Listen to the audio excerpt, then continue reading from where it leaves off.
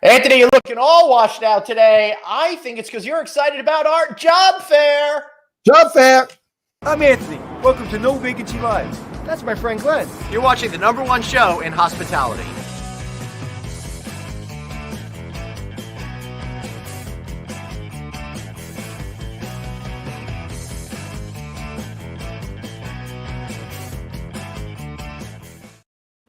Hey, everybody. Thank you so much for joining. For those of you who haven't been here before, welcome. We're really glad that you've arrived. Today, we're doing a great big job fair.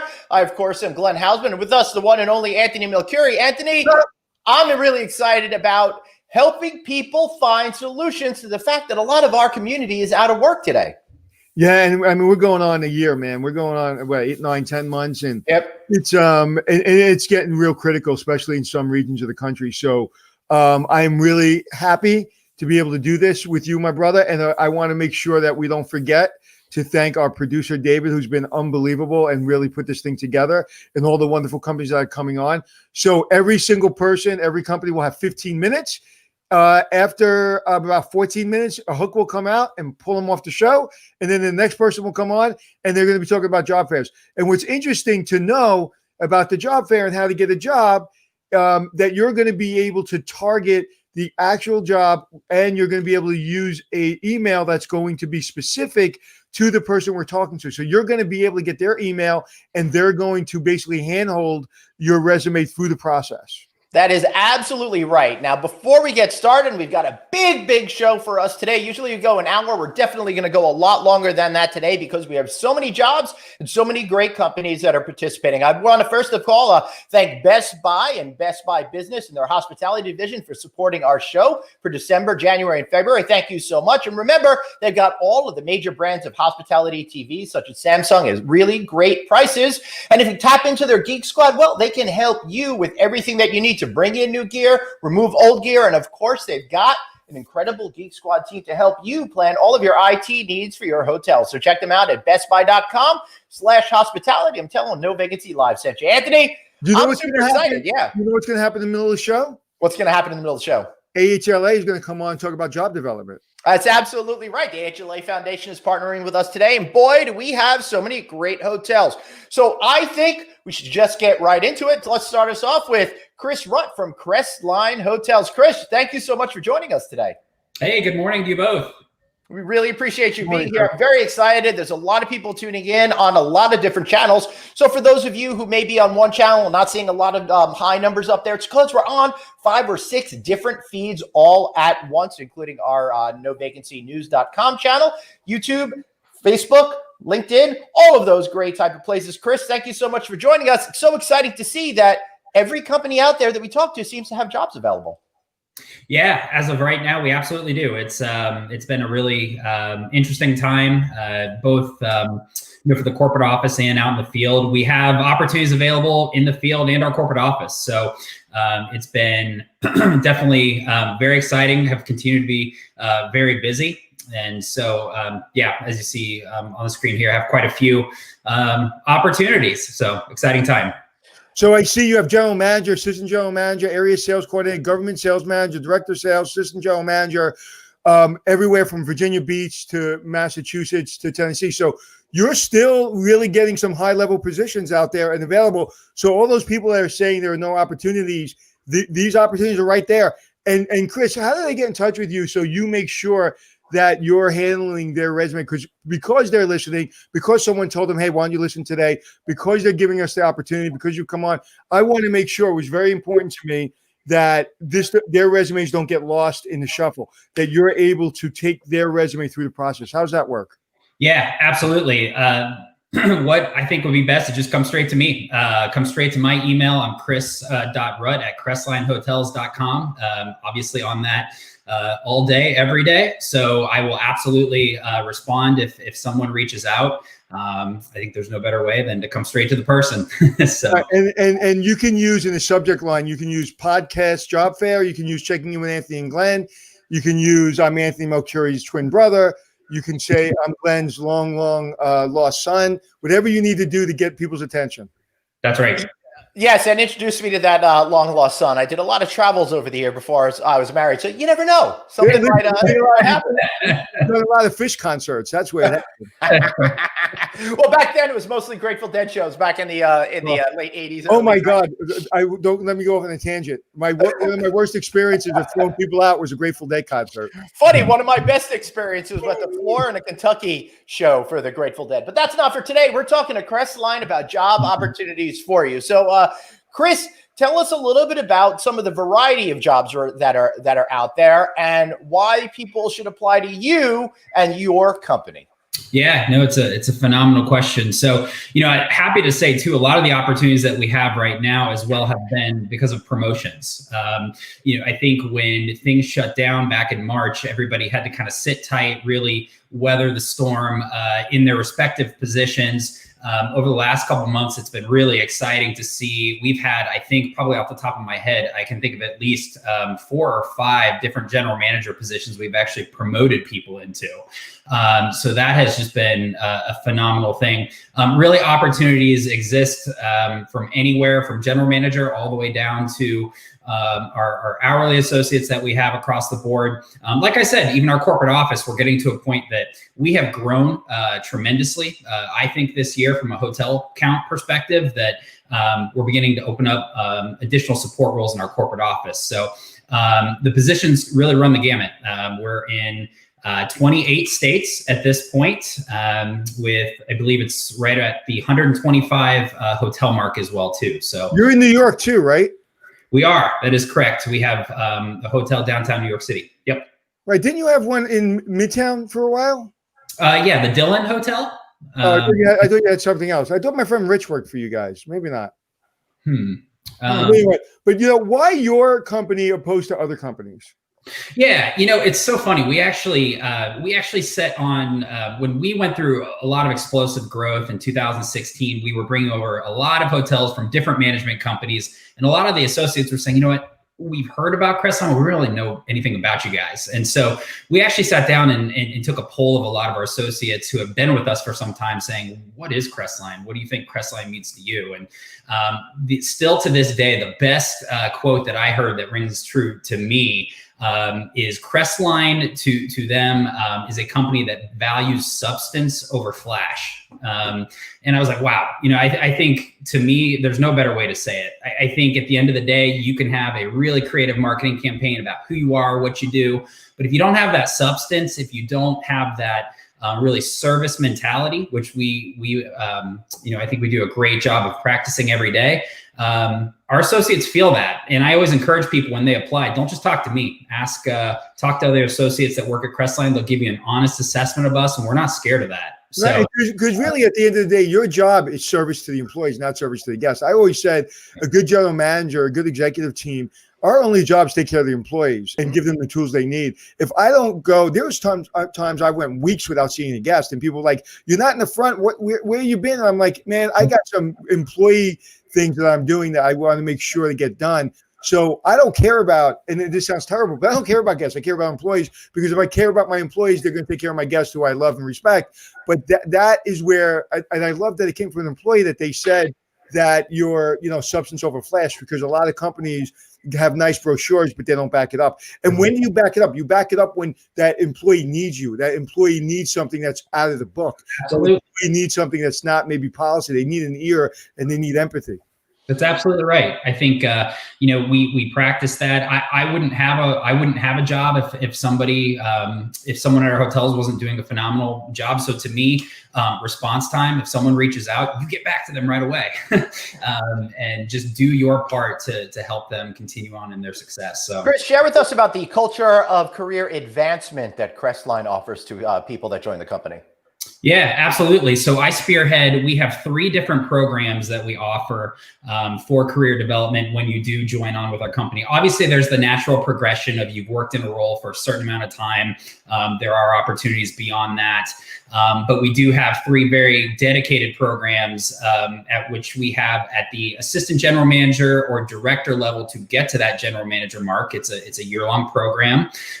We have another one then that we focus for our for our hourly associates who are ready to become that first-time manager. And then the third one that we offer is for college students coming out, more of a manager in training type of program that we offer. Obviously, that one's been a little bit tougher this year to really spearhead. Actually, all of them have been a little tougher, but I am ramping those up for 2021. We're going to be doing those. So really all levels. Chris, I'm going to ask you one question. Nothing to do specifically with your company, but you as an individual. You have a hotel. There's nobody above you, nobody beside. It's your hotel, and there's a person coming in for a critical role. Okay, in a very in 30 seconds or less, what is it that you look for immediately before they're even sitting down, before they even say hello? What's the first thing you're looking for? Yeah. I think the biggest thing that we're looking for, so if they walk in the door, it's really how you project yourself. I think at the end of the day, I have seen so many phenomenal resumes. The second I meet the individual, it's kind of like, and I think that, for us, that service orientation is so important no matter at what level. And I'm proud to say we actually just won a JD Power Award for this very thing and guest satisfaction. So we have really put a huge emphasis on how you present, how you come across, and just really what kind of personality vibe you bring as you come into. So let me ask a question. If somebody has a lot of experience and they come in and they basically fall on their butt, they just don't have the passion. But somebody comes in and maybe worked part-time in McDonald's, but comes in with maybe just a one-line resume, but walks in and projects that positive attitude, who's going to get the job? At the end of the day, I think it's, like I said, once again, it's really personality over experience. Obviously, both, I think both are important. But at the end of the day, you can always teach to get the experience. You can't teach for the personality. And so I would say those are the biggest things that we're looking for. I've worked with a lot of our general managers to have and really help to push a kind of what's our recruiting process for people that walk in. We certainly encourage people to go through the proper channels to make it happen quickly and expediently, but that certainly happens. And, we're absolutely looking for that personality. Chris, aside from great personality, what is one tip that you would give people when interviewing for a job, either at Crestline or anywhere in the hotel business? Yeah, it's a phenomenal question. I think, really come prepared with instances of where you have gone well above and beyond. I think I will ask individuals that question every once in a while, and it kind of stumps them. And I think to me, we're in the hotel business, we're in the people business. So, to me, you should be able to rattle off 2 to 3 instances of where you've really gone above and beyond. And they don't have to be these monumental things. Even just sometimes the smallest thing means the world to somebody. And so the ability to do that, making sure, once again, I'm sure you've heard this a million times, but really be proactive about making sure you have all of your documents and all those as up to date as possible when it comes to resumes and things like that. Just anything to really help keep pushing forward. Chris, 1-page or 2-page resume? At the end of the day, it really depends. I can't advocate for anything more than 2. One's great. Chris, you know as well as I do. If it's 2 pages, good luck and God bless you. 1 page, man. Like I just had this argument with daughter, and she's like, "No, 2 pages." I was like, "Yeah, good luck with that." Yeah. I highly suggest a 1-page resume that kind of stands out, and but that personal connection is critical. Absolutely. Right. And it's essential to be able to make an impact immediately because you're dealing with hundreds and hundreds, if not thousands of resumes. So you've got to get your message out that you want prospective employer to understand right away. Is that correct, Chris? Absolutely. Absolutely. And, I've said this too. It's not a bad thing to have 2 different resumes geared towards different types of roles. If you are going for a variety, don't think that you just need one. Go for it. I've even seen people too that use what you have available. I've seen people go and stalk and look for names on TripAdvisor sometimes and say, "Hey, I saw a name of someone that responded. I'm going to now go onto LinkedIn and send them a message saying, 'Hey, I'm really interested.'" Just use whatever you have to be a detective and find names, find ways to make introductions. All right, so we've got a good question here from somebody I think is looking for work. Hey, say you have a McDonald's experience. Having that F&B experience, is that good for breakfast service to put on your resume? What do you think about that? Does it relate? Chris? Yeah, good question. Yeah, absolutely. I mean, I don't think any experience is poor experience. I think it's all how you then sell it on your resume. Listen, my best employee was a bellman I hired at the Plaza Hotel, and he worked as a supervisor for McDonald's for 7 years. And he's a young man that came from a tough neighborhood, and I saw it on his resume, and I was like, if this guy had to tell his friends and family that he worked as a supervisor for McDonald's when he's 18, 19, 20 years old, and he was able to handle that for 5 or 6 years or 7 years, I said, I got to give him a shot. He became my best employee and went from making whatever at the time an hour to making well into, just a lot of money, and as a bellman at the Plaza Hotel. And simply because I saw that stick-to-itiveness as a young man going through high school and community college, and I gave him a shot, and he was the best employee I had at the time. Yeah, 100%. And I would also say if you put that experience down, I would say, try and focus on any achievements, big or small, that you can think of. A lot of times I see people just put the duties down, but hey, if you came in and won some kind of cleanliness award, or if you've had, anything that you've done that you can think of, put that down. It can only help. So. Showing pride in your job through your resume is important, and enthusiasm is important. And you can show that through your resume or through an email. So not only in person, but you can show that enthusiasm. I think the number one key for our industry is enthusiasm. 100%. Yep. Yeah, that's absolutely. Chris, before we run out of time, producer Dave, I'd like to bring up those jobs again so everybody can take one more look at them. And Chris, are there certain markets where you have more availability than others that people have a higher chance of getting a position? Yeah, I think it really runs the gamut in all of our major markets. The one thing I will say, I get this question all the time, is when are you looking to hire? If the job's posted, we're looking to hire right away. So any position that you see up there, we are ready to hire. We're ready to get going. And very excited to keep it. And that's a good point. Before the hook comes out, I can't wait to see the hook, Glenn. And be prepared to go to work. Like, right. Don't give your employer a bunch of obstacles to jump over. If they're offering you a job, jump over every obstacle you need to do to say, yes, what's the question? Yes, what's the question? Yes, what's the question? Just don't put any obstacles in your way. I see too many people who are like, well, they can't really start till 3 weeks from Monday. And, just say yes and just do what you got to do to get the job, and don't make any excuses. And I'm so excited. Finally, we're able to talk about jobs. We're finally able to talk about people getting employed. I'm so excited. Oh, thank goodness for that. Chris, we highly encourage people to go through your typical employment portals, but also to reach you at chris.rutt@crestlinehotels.com. Any other final words that you'd like to say before, unfortunately, we got to give you the hook?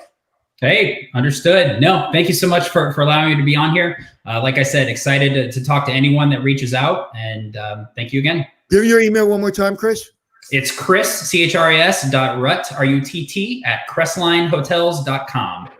Excellent. Thank you so much for being here. And we'll be back in just 1 second, but we got to give him the hook.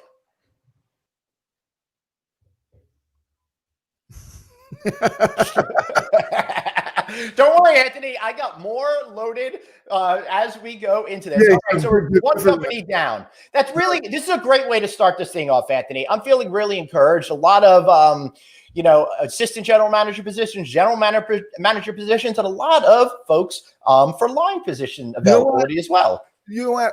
I'm going to say this over and over and over and over and over again. People want good people. Go get yourself a job. Stop complaining. There are jobs out there, but you've got to have more power, more energy, more enthusiasm than everybody else in the job pool. I don't care about your experience. They don't care about your experience.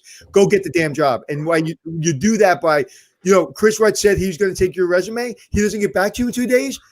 Text him again. Email him again. Text us. Email us. Find us on social media. Say, hey, Chris didn't get back to us. Can you help me out? Hold us accountable. Hold Chris accountable. Come on, go knee deep. Let's go and grab that job, and don't take excuses why they didn't get back to me. Anthony, that is a great point, because I think a lot of times people take that sort of thing personally. I just got an email from somebody on LinkedIn that wasn't connected. They hit me up once in August, never sent a follow-up at all, and then hit me up in December saying, why are you ignoring me? No, I got the same one, bro. I got the same. I know. right? A young lady, right? Yes, that's right. I responded saying, me not responding once is hardly ignoring you. It might have been an oversight. I might have had good intentions to get back to an individual, but didn't. So remember, don't take it personally if somebody doesn't get back to you on the first, second, or third try. People like to see that. I respond sometimes, even when I'm busy, out of that sheer sense of guilt. Oh God, I should have gotten back to this person. The worst thing to do is send an email saying, "Why are you ignoring me?" Mm-hmm. That is the worst thing, because I saw that and it pissed me off. I was like, I'm not ignoring you. I don't even know who the hell you are. I don't remember the email. Right. And if I missed it, then you say, "Hey, Anthony, just so you know, in November, whatever," and just say it in a nice way. And if I don't get back to you again, do it again, and then do it again. But don't tell me why you're ignoring me, because now I'm going to ignore you. Yeah, that's absolutely right. We're going to be going to Brendan McGregor over at Chesapeake Hospitality in just 1 second. But T Daddy Mac is saying, what's that? I never heard of Chesapeake. Yeah, it's a little company. I don't know. Anyway, guys, does it feel like the hospitality industry is preparing to bounce back? When do you think hiring is going to get back to normal? Well, according to the real estate firm CBRE, in brand new numbers that they put out today, they're saying they're forecasting a national occupancy of 44.4% during the first half of next year, but increasing to 55.7% during the year's second half. So things will get more robust. Things will get back to it as more people get those vaccines. Let me say this. Please, everyone, take the normal word out of your vocabulary. That's right. When are things going to get back to normal? Don't look for the standard points in the economy, or just go look for a job and be aggressive. There is no normal. There's going to be, like right now, we're having a job fair. There's a lot of opportunities. Mm-hmm. Okay. And then, so you're going to be able to find something, but don't sit there and go, wait for a green light. Say, okay, guys, 2020 is open. Come get it. That's right. It doesn't work that way. Entrepreneurs, I just had a call with someone. I can't talk about it, but you shouldn't, because we're being threatened by Dave to keep on our schedule. In the financial world, that just did something that was very exciting and very aggressive. And money came into the hotel industry from the capital markets. And so things are happening. Don't look for a sign that says everything's normal. Go look for a job. That's right. Remember, you are the best person for whatever job there is. You just got to go out and find it. All right, let's welcome to the show, Brendan McGregor of Chesapeake Hospitality, one of our favorite companies. Of course, you know with this company because CEO Chris Green is on our show every single week. Brenda, great to see you. What's going on with positivity in the job market for you? Well, that's a great word to start our Monday off with. There's a lot of positive going on in hospitality, as you heard from Chris on the call earlier. We're still hiring, and Chesapeake is right there with everybody else. We're seeing a bit of an uptick in jobs, and we are thrilled to have 2 GM jobs available. Wow. One at our Hotel Indigo in St. Louis, and then most excitedly, we're getting ready to open sometime in the first quarter the beautiful Peregrine in Omaha, and we have plenty of positions available there, as you can imagine, with an opening. We're looking for a GM as well as any other position you can imagine, and we're very excited. It's a beautiful property. We'd love to hear from people that are interested in positions in Omaha. I love Omaha. I've actually spent some time in Omaha when I was in the military. But when looking at your jobs, general manager, front office supervisor, night auditor, maintenance technician, let me tell you something. I started as a night auditor. And if you want to really learn the business, be a night auditor. Why be a night auditor? I'll tell you why. Because you learn everybody's mistakes, when they didn't balance, when a credit card didn't go through, when they forgot to charge somebody, when there was a guest complaint. You meet the person from the 3 to 11 shift, and then you meet the executive team in the morning when they come to work at the 7 to 3 shift, or the 8, 9, 10. I used to work till about 10 o'clock in the morning. I started at 10:30 at night and worked till about 10 o'clock in the morning. And I did that on purpose because I got to meet everyone. I got to meet all the shifts, and you get to see how front desk, sales, everybody works together. So if you want to get in the industry, maybe there's an opportunity to learn the night audit. Maybe it's an entry-level position, because I know my entry-level position was night auditor. And to me, that's weird, because that is a very difficult, challenging, and comprehensive position. I completely agree with you, Anthony. I think of so many people in my 35 years that started out in night audit and have grown to, corporate accounting jobs with us. It's a great way to know the business and know all different aspects. Or general manager. Listen, I'm sitting here today. because I was a night auditor, and I learned real quick how a hotel worked, and I took the cliff notes. I wasn't director of housekeeping. I wasn't director of food and beverage. I went from being a night auditor to director of front office to being a general manager. I jumped over 75 different departments, and the reason I did was because I understood how they worked and how they all integrated, and I was able to, fake it till I made it. Absolutely. Couldn't agree more.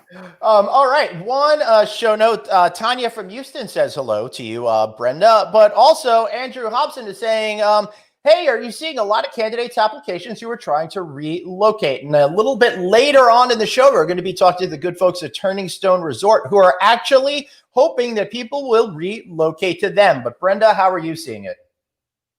It's a great question. We talked about this a couple of weeks ago. And first, I'd like to say hello, Tanya. Nice to hear from you. She's one of our directors of sales. That's amazing. So as we talked about a couple of weeks ago, I think that's the one area that we're still seeing something that's impacted even more greatly during COVID is people are very particular what they want to do, and they've become more solid. And a lot of people are unwilling to relocate. And so I would ask people to consider the opportunities that are grown for you if you do relocate. You completely open up new possibilities that you otherwise might not be having. But we are seeing people more particular and unwilling to relocate. And I will say something that's kind of underlying, and you could agree or not agree or not say anything. But when you relocate, the company is kind of really bought into you because they understand you're moving your kids, you're moving your family, you're moving your house. They're not going to be so easy to kick you to the can if things aren't going well.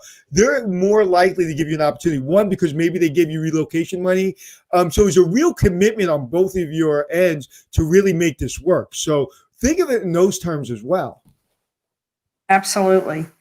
Yeah, and I think people, if they could look at, what are their 5-year goals, their 10-year goals, where would they like to be? And if you're willing to relocate and take on a particularly challenging position in a particularly challenging market, and you're able to show your worth, and then those opportunities to potentially get back to where you want to be are going to happen much more quickly. Yeah, if you'd have just stayed in that same market. Yeah, listen, if you're in your career and you're comfortable and you just want to make a certain amount of money, go home in a certain amount of time, and you're comfortable, okay, that's fine. And there are a lot of people like that. I've been like that sometimes in my career. I'm lying. But anyway, the truth being is, if you're aggressive, no one can stop you. I cannot say that. I say that so many times a day, but aggressive positivity works. Aggressive positivity works. If you look at Chris Green, Chris is the most positive person I've ever met, right? He's going through this whole bucket of crap that was handed to him and everybody else, but he was always positive. Always, no matter how hard, he would come on and look like, the catchers dragged him in, look like he just got kicked in the head 17 times, and he had a smile on his head, on his face. And he was just like, hey, everything's great, and we're going to do this, and we're going to do that. We're going to keep our people employed. And it was that aggressive positivity that resonates. Right. We are lucky to have Chris as our leader because it has trickled down to all of us, his positive attitude. And if you are aggressive, I think about Eric Reyes, he's a GM now in Arlington, Virginia, and he and his wife both work for us, and they started out in Houston. But they have been willing to take on some major challenges, move their 2 children. They now live in Maryland, but it has paid off. It has paid off for our company because we have some amazing talent, but it has paid off for them and their family because their career has grown exponentially. And those opportunities, I think, are very unique to hospitality. And I think it is going to take the person that's aggressive and maybe has to self-sacrifice for a little while to achieve what they're hoping to achieve. It's really important, Glenn. I'm sorry. I know. You sensed I was going to say something. I just want to jump this because this is really important. When you're building a hotel or you're repositioning a hotel for an owner, Chesapeake's reputation is on the line. When you're looking at your, Rolodex for the old people, and you're like, you know what, John can be counted on. I know if I call him and we give him a position and we make it attractive to him, I know just put him in that position and go to sleep and let's go get another hotel. And that is so critical to you, to Chris Green, to be able to count on people. And that is the number one thing that you need to understand when it comes to a position. You need to be counted on. So that gentleman you just spoke about, the reason his career has worked is because when you were in the weeds, you called him and said, okay, that's off my deck and that's taken care of because he's going to be in charge of that hotel. Absolutely. So Brenda, Absolutely.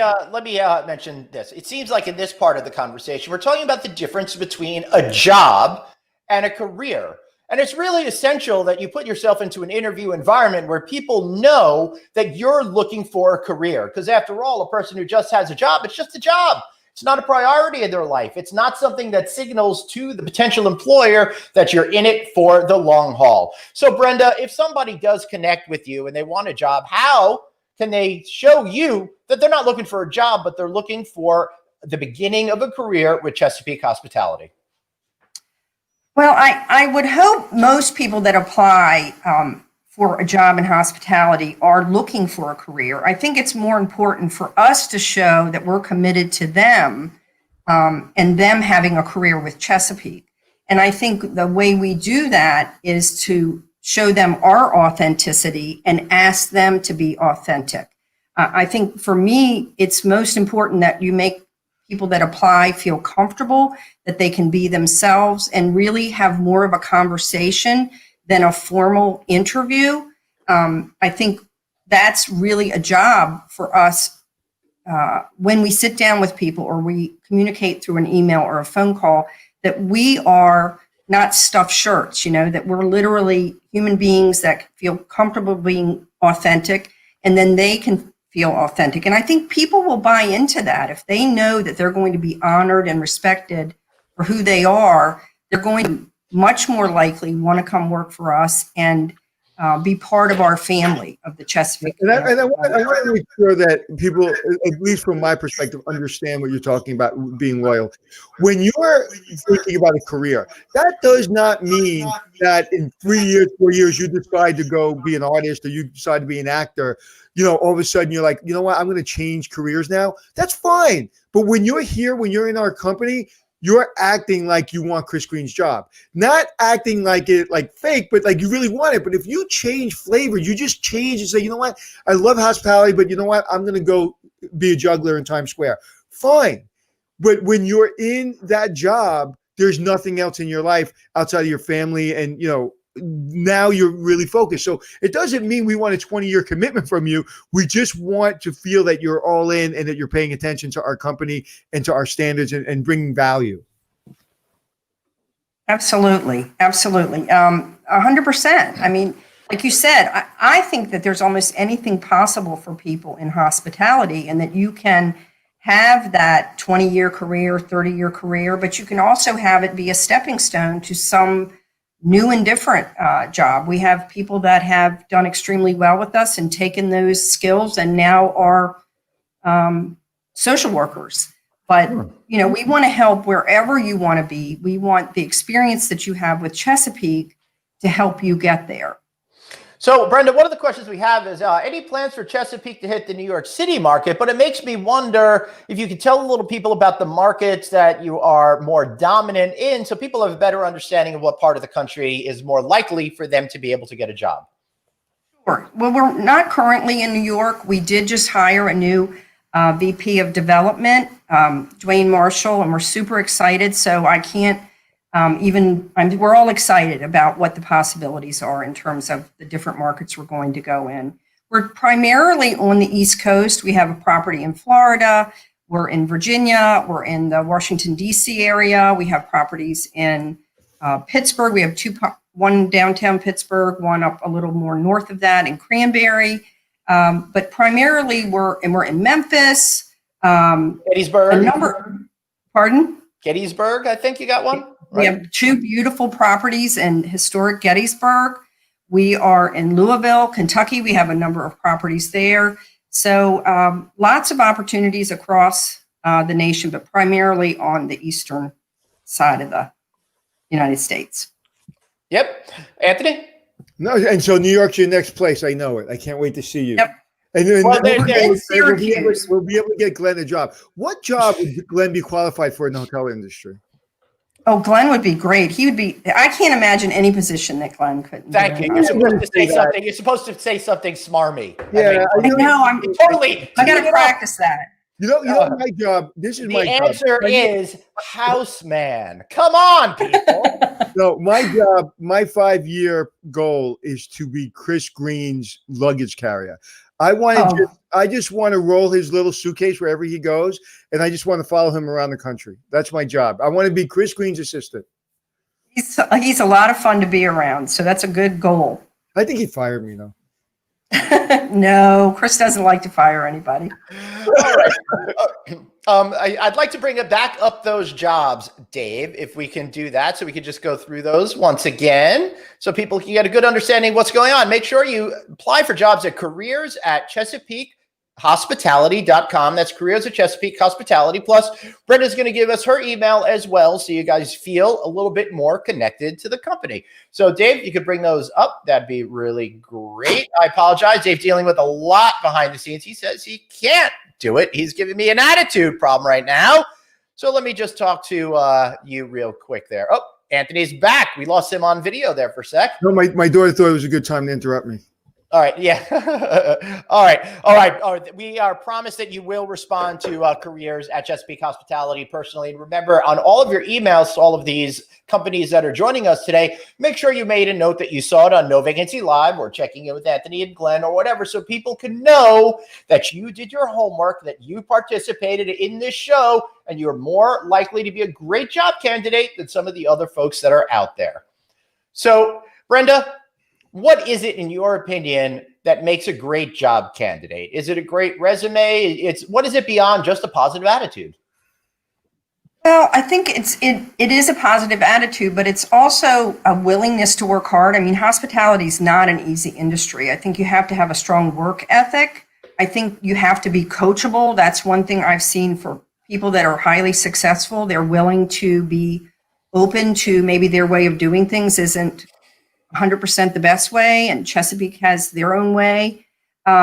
So I would say overall, I think you have to have a good work ethic, and I think you have to be coachable and be authentic. Bring who you are to the table, because that's who we want to bring into our family. We don't want a cookie cutter approach to who we hire. Listen, when I was a young kid, I didn't win MVP in baseball, but I won most valuable player. The only award I've ever won in baseball was most valuable was the person that could be counted on. So I didn't win MVP, but team player. I'm sorry. So I won the award team player. And that's what we want. We want team players. The team player doesn't mean fall in line. The team player makes the team more valuable. And I think that's kind of what you want. You don't want to be the MVP all the time. You want to be the team player. You want the person that's making the team more valuable, because that means you can fill in the housekeeping. That means if you're a front desk manager and all of a sudden you got to go clean rooms, that moment where somebody asks you, your boss asks you to go clean a room, that moment is your career, because you can do and say, sure, absolutely. What room and how many do you need? Or you can be like, okay, I'll go do that. And as you're walking away, you roll your eyes. When you roll your eyes, we can feel it even when we don't see it. And that, to me, is being a team player. That is what you want to win. You don't want to win MVP. You want to win team player, because that's what we need. We need when you have a million things going on in your company, and you can fill a position with someone you can count on, that's done. And you can move on to your next major emergency. And people don't understand the value of that.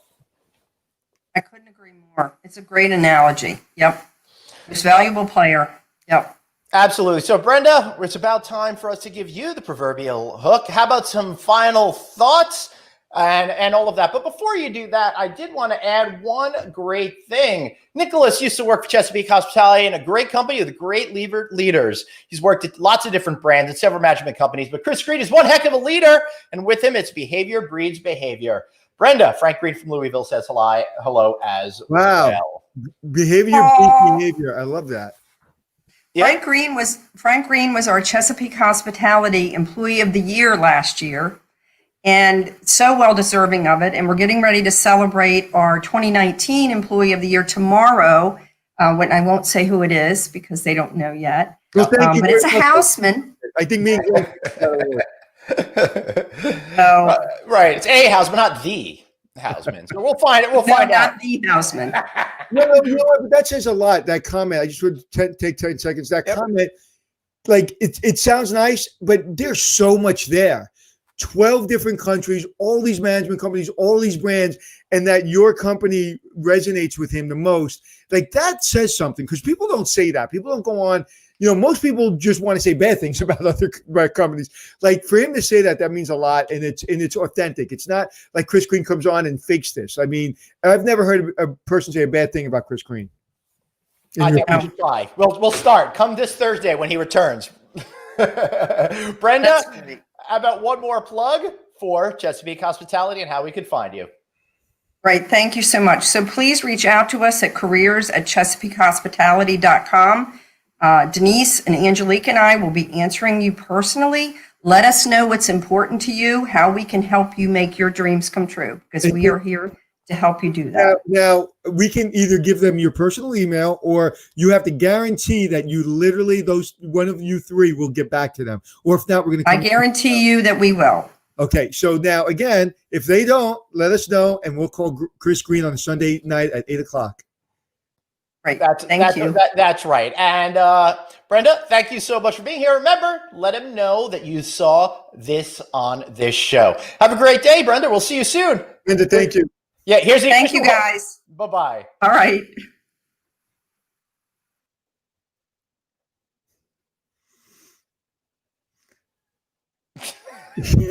Who was that?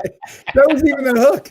I downloaded a bunch of those from the Apollo. I love the way they do stuff there. You have to give it context to the Apollo Theater. When you're bombing, that guy comes on, does a dance, and gets you off. Yeah, it's the Sandman. It's a big history thing at the Apollo Theater. Everybody rubs this stump for good luck. A lot of people don't get it because the Sandman comes and yanks them away. But one person we're not going to yank away right now is Kimberly Christner, CEO of Cornerstone. How are you, Kimberly? Great to see you.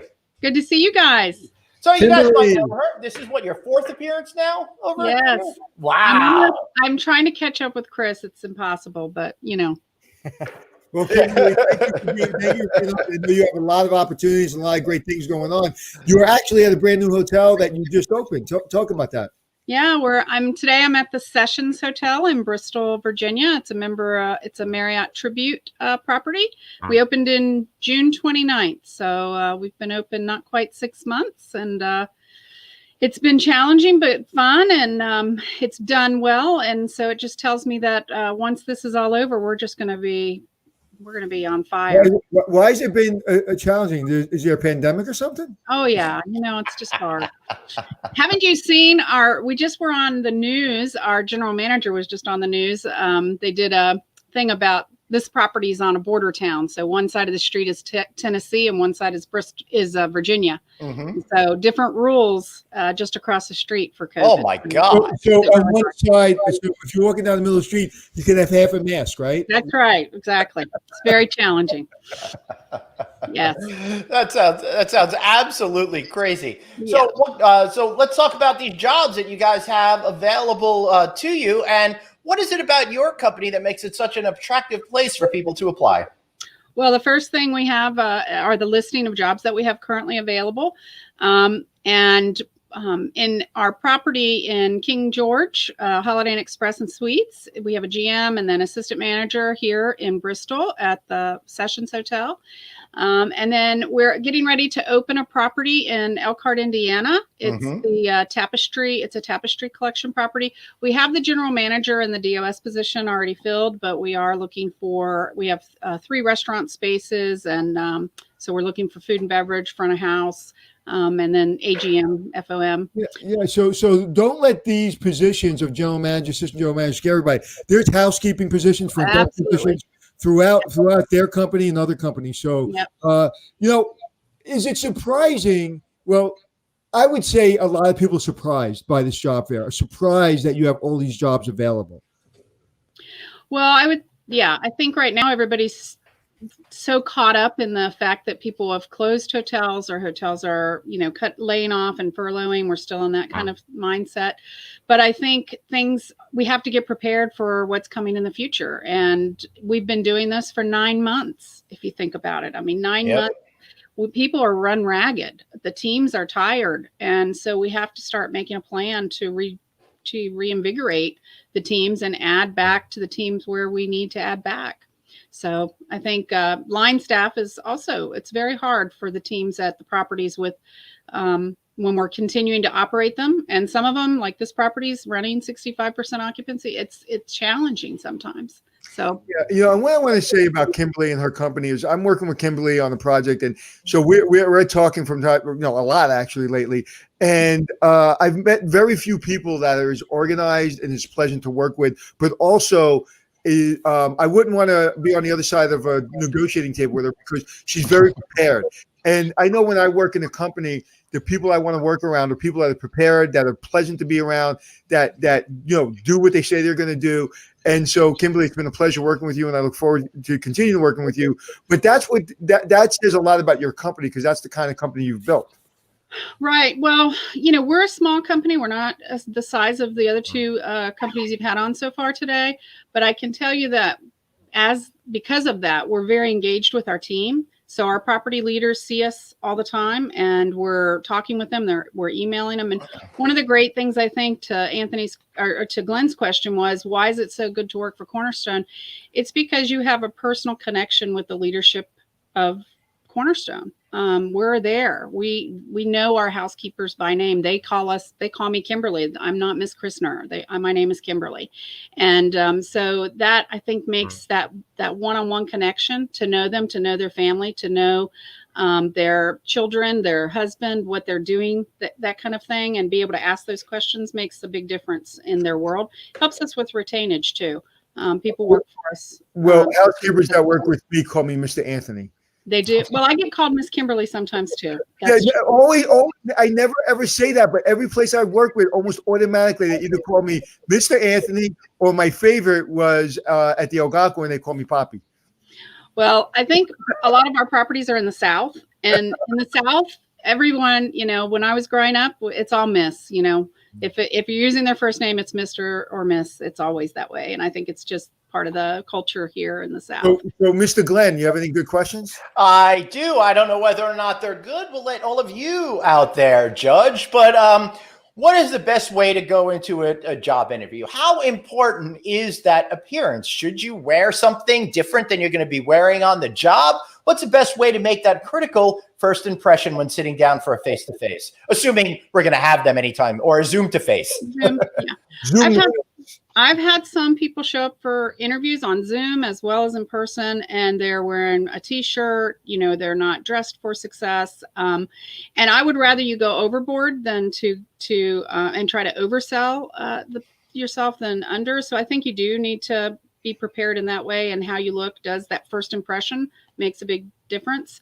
I also think confidence in how you present yourself and selling what you've done. Tell me what you've done. What do you do really well? One of the questions that I like to ask is for people to tell me 5 things about themselves that other people would say about them. And not just what they think, but what would other people say? And the other thing that I like to ask is, of all the leaders that they've had on in the past, what did they learn the most from who? And why, and what would they learn that they wouldn't want to be back in, and why? Because it tells me a little bit about them, about how they respond, what's important to them. So how do you balance showing that you're a great potential employee without having a sense of hubris attached to it? Yeah. I think that a lot of that is, let me show you an example of what I've done. And I think that how did you take care of a guest? How did you service a guest? What was a problem that you resolved? And I think letting us see that you can think on your feet and be assertive, I think is important. Anthony said the word aggressive, be aggressive. And to me, I think the word is aggressive, yes, but assertive is really, when you're trying to get that job, is to come in and be assertive. And especially if you track me down, if you continue to, as you guys said, send emails to me, and then I know, hey, especially if you're a salesperson, you've got some tenacity about you, and you're going to not let it lie. And so I like that about people when I look for that. And there's a fine line between being a pain in the butt and being assertive. And again, showing authenticity of why you want the job, not so much look at me, how great I am. It's not really selling yourself, it's selling your why. And, one of the things when you said, what's the one thing you've learned? And I'm going to answer that question. It was from a colonel in the military, and I'll never forget it. And it's changed my life. Do a little more, you'll go a lot further. People think that they got to rebuild the world. No, do a little more. What does a little more mean? Well, if you're supposed to get there at 8 o'clock, get there at 20 to 8 or 15 to 8. Make people coffee. Do whatever you need to do to just do a little bit extra. Stay a little bit later. Ask when you're walking out the door, hey, can I stay a little bit longer for you? Is there anything else I can do? So doing a little more, you go a lot further. You don't need to, you don't need to rebuild the world. You just need to do a little bit extra. And unfortunately, most people don't. So it doesn't take a lot to stand out. It really doesn't. Yeah. Well, and I think the other thing too that is interesting is when leaders come, people that want leadership positions come, I always find it interesting the questions that I'll ask. Sometimes they just want to be a boss, and they don't really want to be a leader, or they talk about managing. Well, you manage tasks, you lead people. How are you leading people? I'm glad that you can manage tasks and we need to do that, but how are you actually leading people? And so I think how you come and sell yourself and talk about what you want to do in the hospitality industry is what's hospitality to you and how does that work?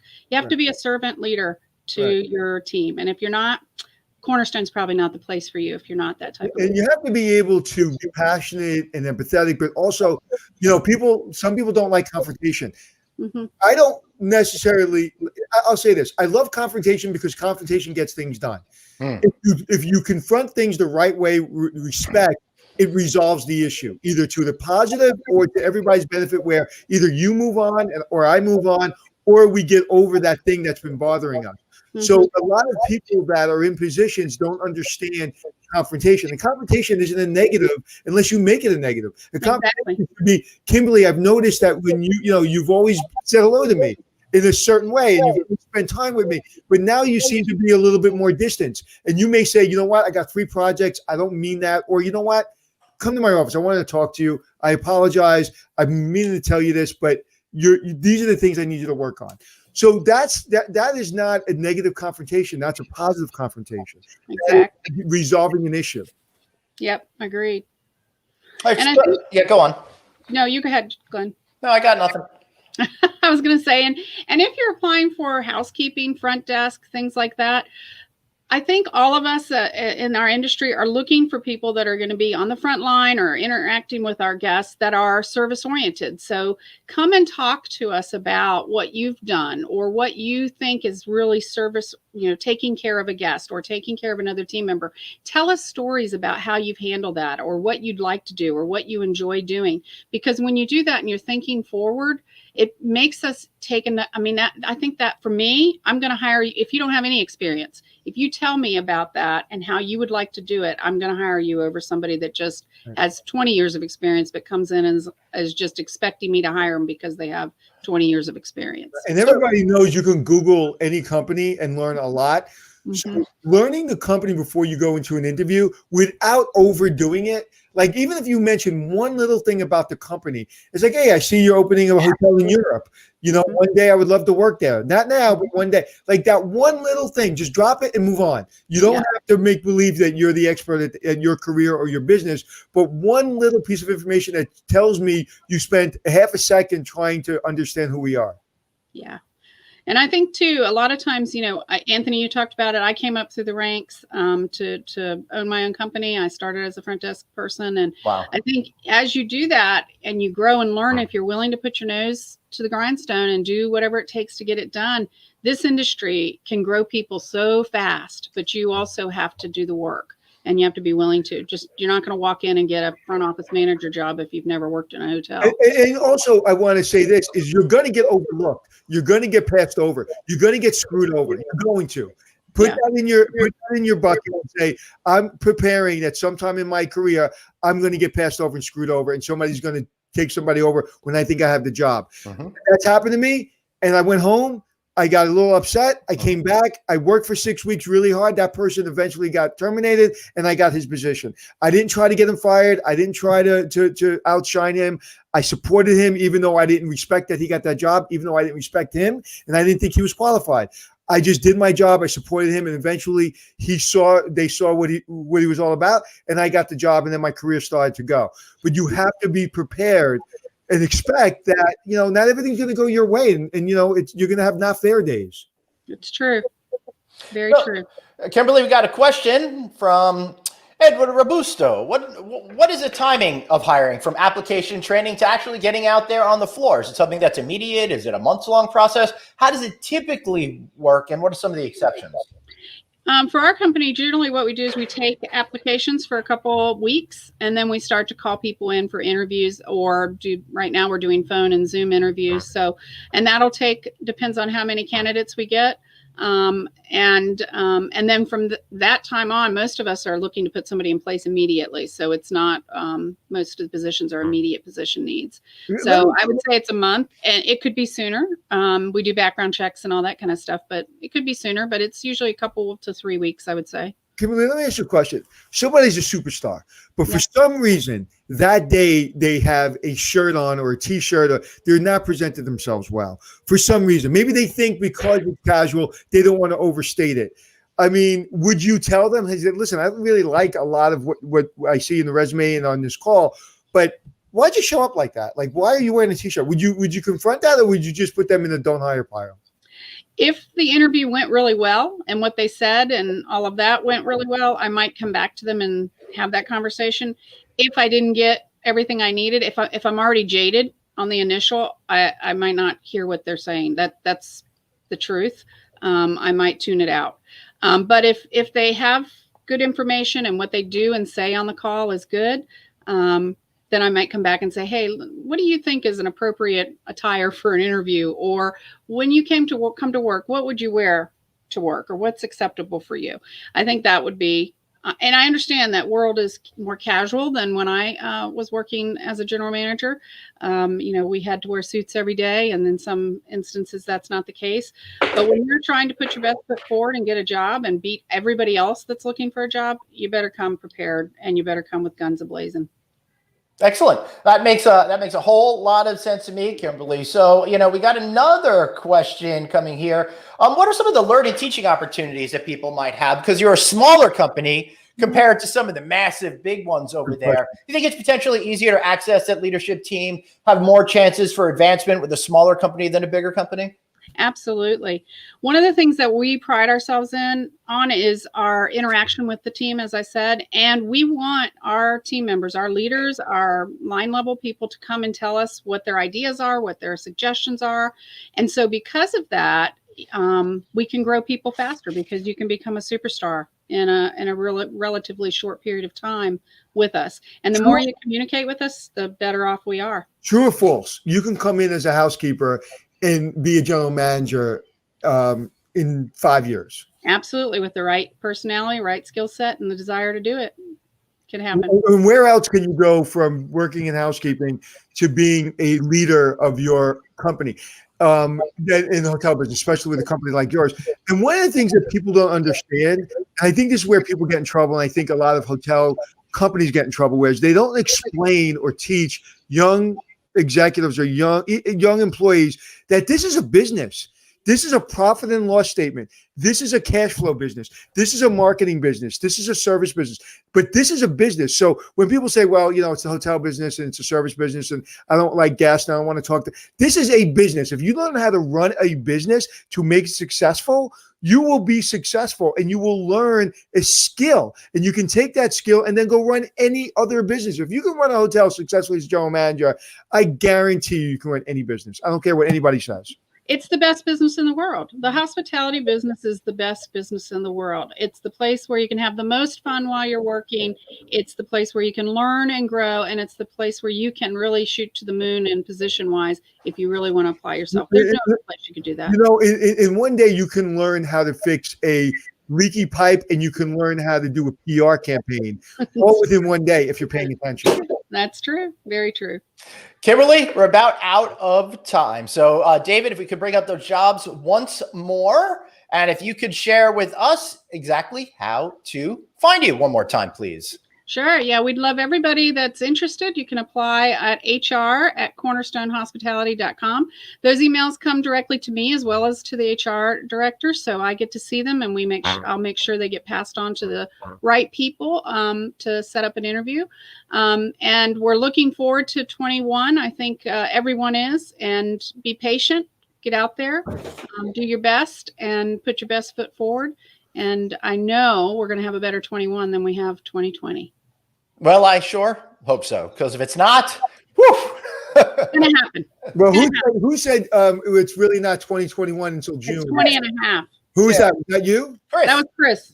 That was Chris. That was. I love that. That was 20. And listen, you do a little more, you go a lot further. My daughter knows I'm on this live, but she couldn't wait anymore, so she started holding up signs, asking me if she can do things. So I was like, yeah. So listen, do a little more, you go a lot further. And Kimberly, it's an honor to call you a friend and a business partner, and look forward to great things your company and that you and I and Jeremy do together. Yeah, looking forward to it. Thank you so much, Kimberly. Now you got to get the official hook. Okay.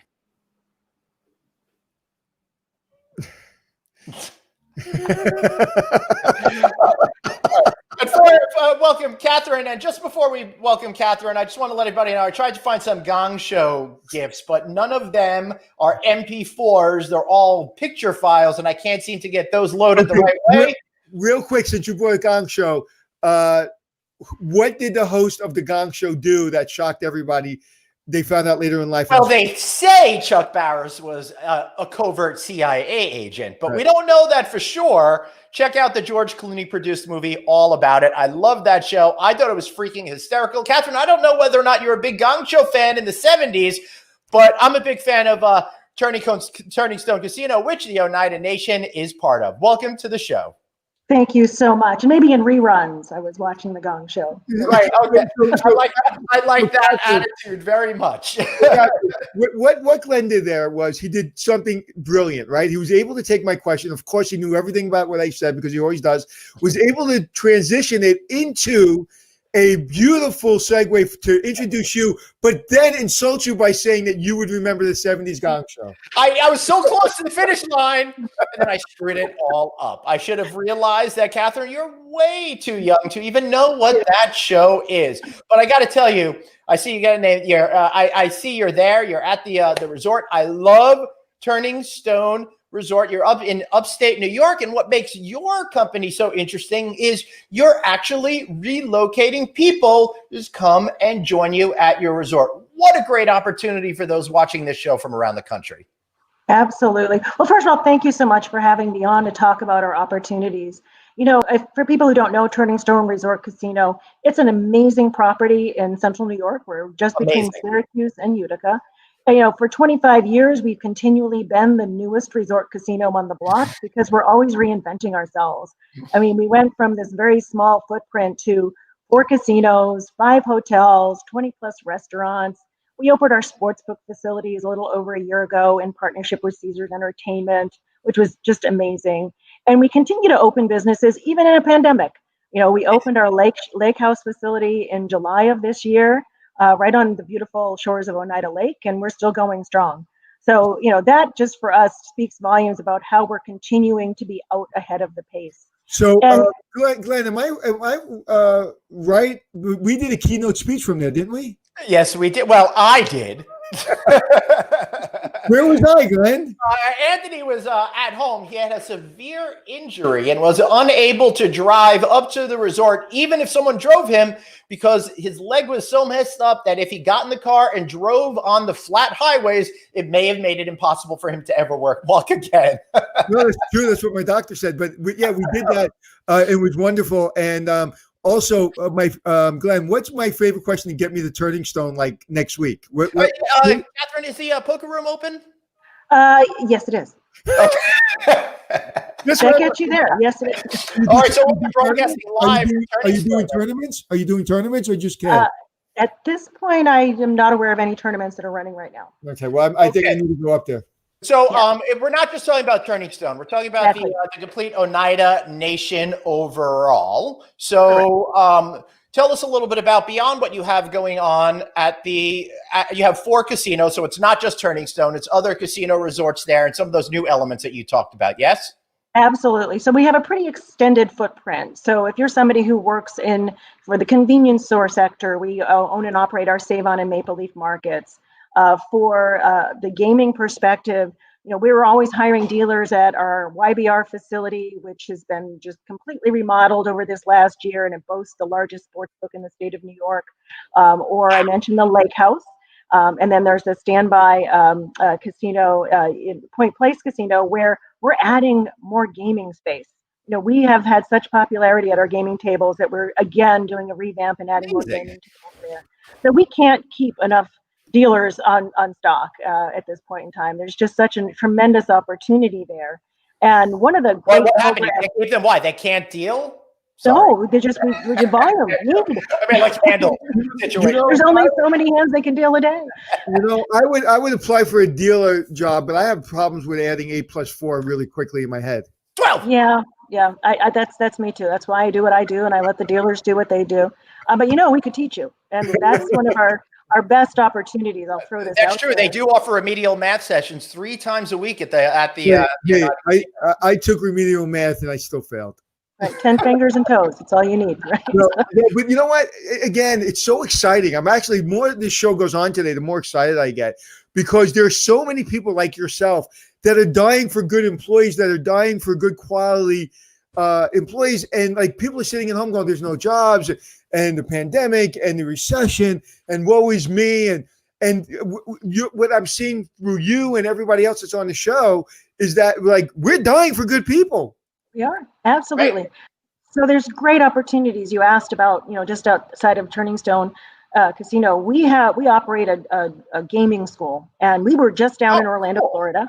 And the gaming school that we were offering is for folks who've got that personality and that drive, and they really want to get engaged. We'll pay them to learn how to deal blackjack, but we're also at the same time teaching them the fundamentals of our bingo hall, one of the top 4 rated bingo halls in the country. Great opportunity for engaging with guests, with people with great personalities. That's awesome. Let's see if I could do it right. Yeah. B16. Yeah, I will tell you, as a person that plays blackjack and poker, a dealer that is engaging in the right way makes a lot of money. I will tell you that straight up. When I win a good pot, if I win, say it's a $50 pot, I'm going to give him $5. I'm going to give him $10 if I win a really big pot. But if you're just like, I love when somebody welcomes themselves, when they come to the table and say, hey, good luck. And my name is Anthony, and I'll be your dealer. And like, again, I don't like talking to dealers, and I don't like talking to anybody, but I like that engagement. I like that freshness of every new dealer comes in and tells me their name and says, and I'm usually the only person at the table when they say good morning, good luck. I say, thank you very much. Everybody else is just kind of whatever. And it makes a difference. And you see the tips, actually, even the people that aren't really communicating, you see the tips go up with a dealer that isn't overly engaged in being a pain in the butt, but is just a quality employee that really cares about what they do.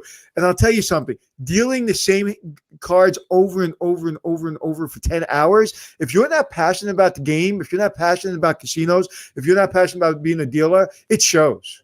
Yeah, absolutely. That's why we recruit for people who embody the spirit of first with our guests. It's one of our main tenets, right? We want to be there. We want to be welcoming to our guests, whether you're the bellman, or whether you're at the front desk, whether you're in food and beverage, or if you're a dealer out there. It's making that connection with folks. And I think that's one of the reasons why I want to jump back to Orlando, why we found ourselves in Orlando in the middle of a pandemic, right after Thanksgiving.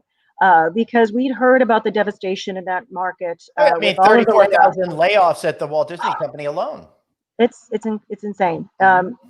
We thought these individuals had what we were looking for the genuineness and that spirit of first with our guests. And how could we bring that up to Central New York? Because we need people here. Think about how brilliant that is. Think about how brilliant that is. A company that's in Central New York, it's a little hard to get to if you live in the 5 boroughs or whatever. You go to Orlando where the markets have been devastated because Disney's laid off so many people. So you have these high quality, people. Most kids that go to internships at Disney World were going there when they're 4 and 5 years old. Our best friend, Maria DiCarlo, my niece, Rosie Melchiorri, they've all went there and did an internship because they wanted to work at Disney World. Now, if these people don't have jobs, they're already used to relocating because they relocated to Orlando because, most people do that. So they're used to it. It is brilliant at your company, and other companies aren't doing that. That's what I talk about, doing a little more. You go a lot further. I guarantee you're going to have people that are going to become the CEO of your company in 10, 15, 20 years that you recruited out of the Orlando market from Disney World. Oh, sharp talent, Beth. And, and who doesn't want to move from sunny, beautiful Florida in the middle of winter to central New York? But you know what? We had a lot of takers on that. New York we'll go with the job. It's some of the most beautiful country in the world. It really is. That area of New York is gorgeous. Oh, absolutely. And, wintertime, it's a beautiful, beautiful recreation time. Right. Now, so go on. Sorry, I thought you were finished. Yeah, I just say it was a great opportunity to connect, and we ended up tapping into Universal Studio employees. We tapped into Hilton Grand Vacation and Hyatt, and top-end individuals, top-notch trained individuals from wonderful corporations in the hospitality sector, who said, right now the market in Orlando it's a horrible. We'll take the lifeline, we'll take the move with you. And we went down there and did, a small group of us. We did Zoom interviews back to the home office in Verona, made offers on the spot. And I'll tell you, I'm working right now on 30 relocation packages for people to move up here. That is phenomenal. And again, that's so exciting because it shows the commitment you have to that individual. If you hire me to take me out of Orlando and you're going to relocate me to New York and you're going to bring me in your company, it says two things. One, I'm good because you're not spending all that money to relocate me. And then your own equity as an employer and as an executive, if you hire 30 of them and 10 of them are no good, that says a lot about you're not really good at your job. So you're going to really spend a lot of time making sure you nail it and to make sure that you spend the money on relocation to the best and the brightest. So I'm so excited. I didn't know that. I'm so excited that there's that opportunity and that other companies should learn from what you're doing. If I had a huge company that I needed employees, I actually take your idea and I would literally open up an office right next to you and try to steal the employees you're trying to hire. Well, we're going to keep them there with great benefits, right? So that's the other half of the equation, right? It's not let's find the talent, let's attract it, and then let's retain it. Listen, the benefits I get from Glenn are huge. All right. So Rowena Gwynn McDaniel is saying, will the job openings today cover across the entire nation? Southern states in the middle also. Yes, we're covering the whole panoply of different companies throughout the country right now. So if this particular session doesn't work for you, one of the other sessions we did, and if you missed one of the sessions early on, all of these videos where you're watching it now will be available as well as on our audio only feed. So be sure to subscribe to No Vacancy with Glenn Hausman podcast feed or the Checking In with Anthony and Glenn feed to get that. Now, Catherine, you're doing something really fascinating with relocating people. And practically speaking, if I apply for a job and I'm going to get relocated, what is that going to look like for me in terms of the experience and financially? Great question. So we did a tiered package based on individual, couple, family, because we do actually had a couple that got hired in hospitality, so we're excited about that. So we wanted to make sure we made that path easy for them. So we set tiered dollar amounts that would allow them to comfortably get themselves from Orlando to Verona. We are providing up to 2 months of paid housing once they arrive here. Wow. They happen to own a hotel or two, so they're not all right. Let's use common sense.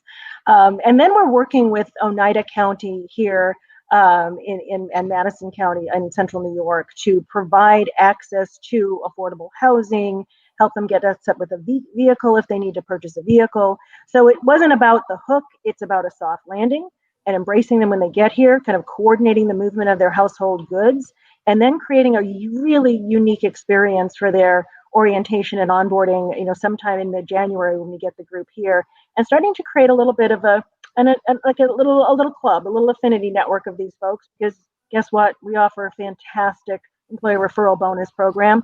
I'd love for those 30 to bring 30 more and then 30 more, and I'll date myself and so on. And you know what? I'm going to commit. So you are old enough because you told 2 friends and they told 2 friends. You had me fooled. Exactly. Hey, so Glenn, I'm going to commit. I'm not going to commit you, but I'm going to. Well, you should be committed. But Catherine, I'm committed to be at your orientation when you onboard those people. If you want us to say a few words, if you want us to do our podcast from there, if you want us to do our podcast from there, I would be happy to be in the room. I would be happy to do the podcast. I'd be happy to say a few words. I am so passionate about what you're doing, and so I commit to you. Use us the way you need to, and I never make that commitment, but I'll do that. So, Catherine, appreciate it so much.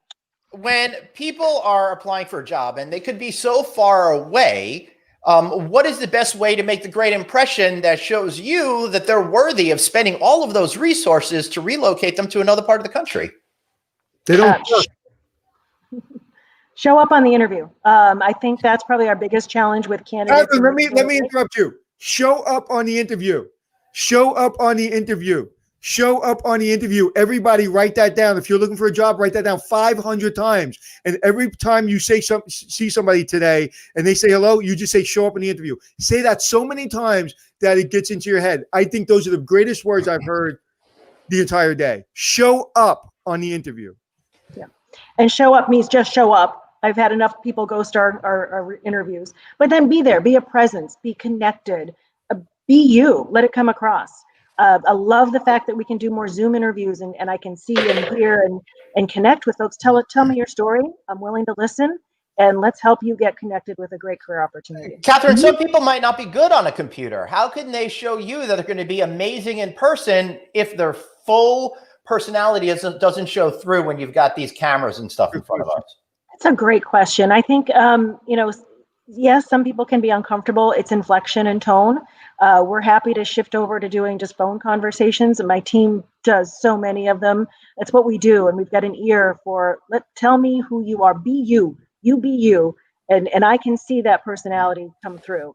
And again, tell me your story, and we're willing to listen, and that helps us make the match. And do you think through the phone calls and the Zoom, do you think it's just as good as an in-person interview, or is it better, or is it worse? Oh gosh, I said it's probably dead even, I think, to be quite honest, because I look at the, and again, generation today, that's all they do, with their Instagram and instant messaging and Snapchat and calls. They're so comfortable in that technology that they might be a little more uncomfortable when they have to sit down across the table from a Zoom. I mean, let's be frank. And I think that there's a different shift of folks who are a little bit more mature in their career who might approach it a bit differently. So it comes down to what can we do as the interviewers to make them comfortable? How do we engage with you to bring their best self forward? So Catherine, give me in your career the one moment that one employee kind of just really impressed you in an interview. Is there one moment that stands out of many? So many, but I'm going to go to Clay, who's a gentleman that we just recruited from Disney in Orlando. Mm-hmm. Just the genuineness of himself on that conversation where he just stopped and he said, you know what? Everyone down here is afraid to take a chance. I'm not afraid to take a chance, and you're not afraid to take a chance on me.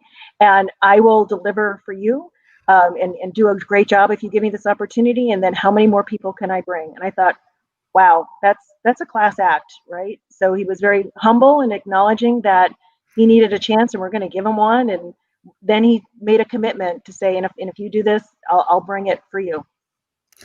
I'm texting someone who I think is the best person I've ever worked with, literally the best manager, the most service-oriented person that's from that market. And and he's looking for a position because he was laid off. And I would hire him tomorrow, 10 times I would hire him. And I would pay him whatever he wants. He's the best there is. And he's, and I'm asking him right now if he'll be able to move. And if he is, I'm going to connect you to. Excellent. And I won't even charge you a referral bonus. As I said, charge him, not pay him. I love that one. But you will have him come up and play poker over there. Catherine, before we wrap up, Michael Weinberg is wondering, how's your sales team? Are you looking for people, I guess, on the sales team? At this moment, no, but check in with us in the spring. The sales team has done a great job of kind of keeping engaged with any of those bookings that we had sort of slow down over the shutdown. But who knows what's going to happen after the spring of the year? Depends what we've got to sell. So I would say keep keep connected with us. So when somebody tells you that, what is the message that they should take away from it? Should they reach out to you in March, April, May, June, just constantly try to reach out to you? Should they sit back and wait some time? How can they approach you so they're serious, but they're not too cuckoo? LinkedIn, link in with me. I mean, I will accept that connection. We'll have a dialogue and a chat and just kind of start to build that relationship. And like I said, drop me a note either through LinkedIn or an email. Hey, just checking to see where you're at. And how important is LinkedIn?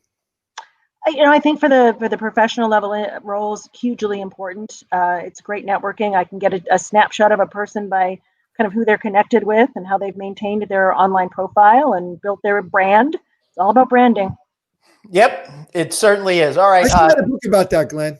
Yeah, I like that. All right, Catherine, it's time for us to, unfortunately, we've got to give you the hook. But before we do that, one more time, how can we find you? How can we connect with you? And one great word on why they should be part of the Oneida family.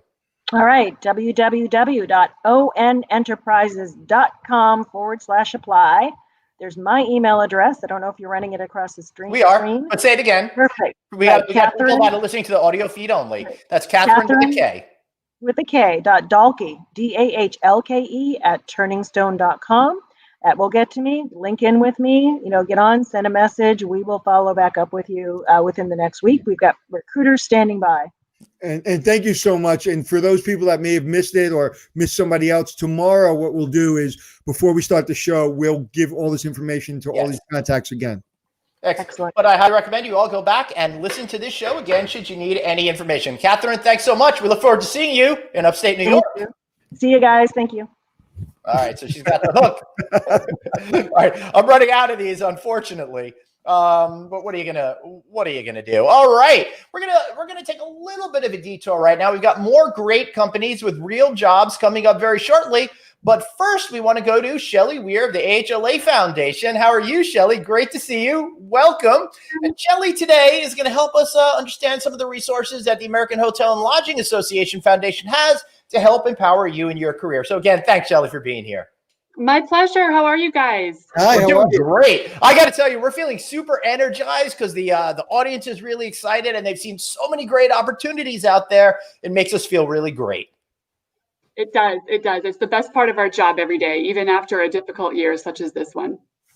So welcome. And so what are the things that people should be thinking about when embarking on the journey to find a new job? One question we had from a little while ago that I think is really important that we answer for employees that were, furloughed, eventually terminated months later. How are hotels and employers approaching rehiring those employees and valuable F&B employees specifically, which is what Danny is asking here? Yeah, I think it's a great question. And let me preface this by saying that as part of my role here at AHLA, I serve as the staff liaison for our Human Resources Committee, which has many of the folks that are being featured on today's podcast as active members. And so we're constantly asking them, what are you seeing in the industry? What are your needs? When are things going to turn? Is it property by property? Is it geographic market by geographic market? And so what I can absolutely tell you is that what's keeping these HR leaders up at night, as I'm sure you and Anthony know, is how can I bring back my most valued people that I've unfortunately had to furlough or displace? They're thinking of all of you all first and foremost before anything else. I think the difficulty in the food and beverage positions, at least from a national view, it's going to vary a little bit market by market, is that we don't have a lot of events and conferences and meetings happening right now, which are often so closely tied to those food and beverage roles. And so we kind of have to see where this vaccine goes and when people feel comfortable having meetings and conferences again. And then there too, the F&B roles will start to rise up. And I can't agree more, but doing the role right now, there are opportunities. And for the next 12 to 18 months, this is going to be the hottest industry in America. People are going to say, what are you talking about? We've lost the most and we're going to gain the most really quickly. If you look at New York right now in the food and beverage area, it's devastated. It's almost at zero and it's horrifying. But in a few months, it will go really fast. So people have got to be prepared. And also those people that laid those and furloughed those people off, I hope they were talking to their A-list people, on a monthly, weekly basis, trying to keep them engaged. Say, listen, I know you got to get a job. I know you didn't need to pay the bills, but when we reopen, when we need you to come back, you're going to be our first call, and I hope you take the call. And that, if you just forgot about those employees and then all of a sudden trying to get them back, not only they may not come back, they're going to be a little pissed off, because it's like, when I was going through my hardest time, you didn't even call me to see how I was doing. Mm-hmm. I think you're exactly correct. I've been really encouraged in speaking to our HR leaders that in addition to kind of the regular cadence of communication, a lot of companies also set up dedicated intranet sites or newsletters or communication channels specifically to be able to stay in touch with those associates that they had to furlough for that very reason, Anthony, because they're first on the list. They want to make sure that they're staying in touch with them. And even if it means, positioning them or pivoting them into another sector temporarily, the hope is that you can bring them back because you've wrapped your arms around them and taken good care of them for all these years, and knowing that hopefully they'll come back to you for the long run. Absolutely. Right.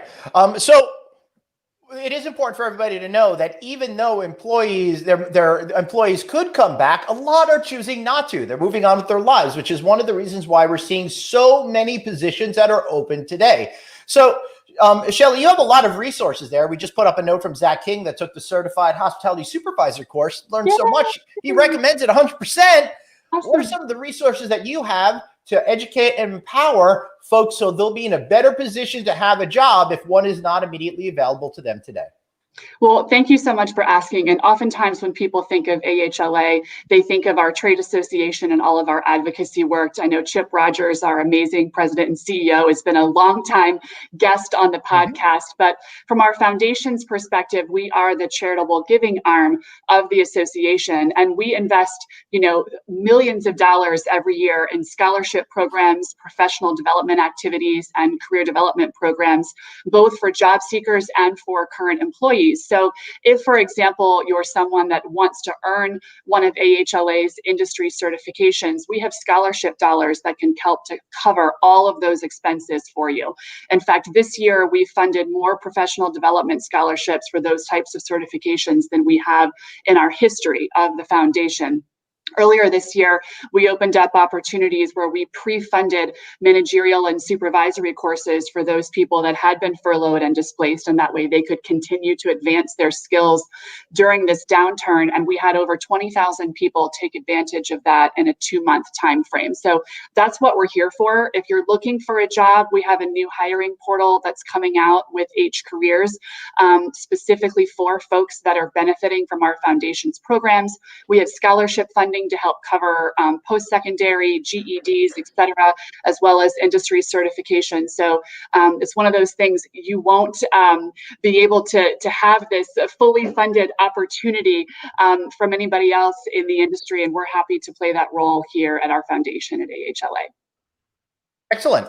So I love that you have all those resources available. Make sure you check them out at ahlafoundation.org. And from there, you can find the page on professional development for more information, all the programs they offer. Anthony? And let me just tell you that having your certification on your resume is important. AHLA is really the backbone of our industry. So if you're not familiar with the organization, please go on, take a look at it. It's absolutely an important part of your development. And you should really, if you don't know it, I know a lot of people in the industry aren't even familiar with it sometimes. So please go and learn about it. It's important. So, Shelley, since you are engaged in this every single day, what are some tips that you have that could make sure that folks that are going out there into the career world, maybe the first time, or maybe someone that was furloughed during this tragic time period, can put their best foot forward, can make the best impression so they can remain memorable either in that resume pile or after an interview? Because I'll tell you, it's hard for us. We interview so many great people on this show. A month might go by. It's hard to remember all of those people as individuals. Mm-hmm. It can be tough. And, it sounds so simple, but I totally agree with everything that's been shared on the podcast today. First and foremost, you've got to show these employers that you are committed to the hospitality industry.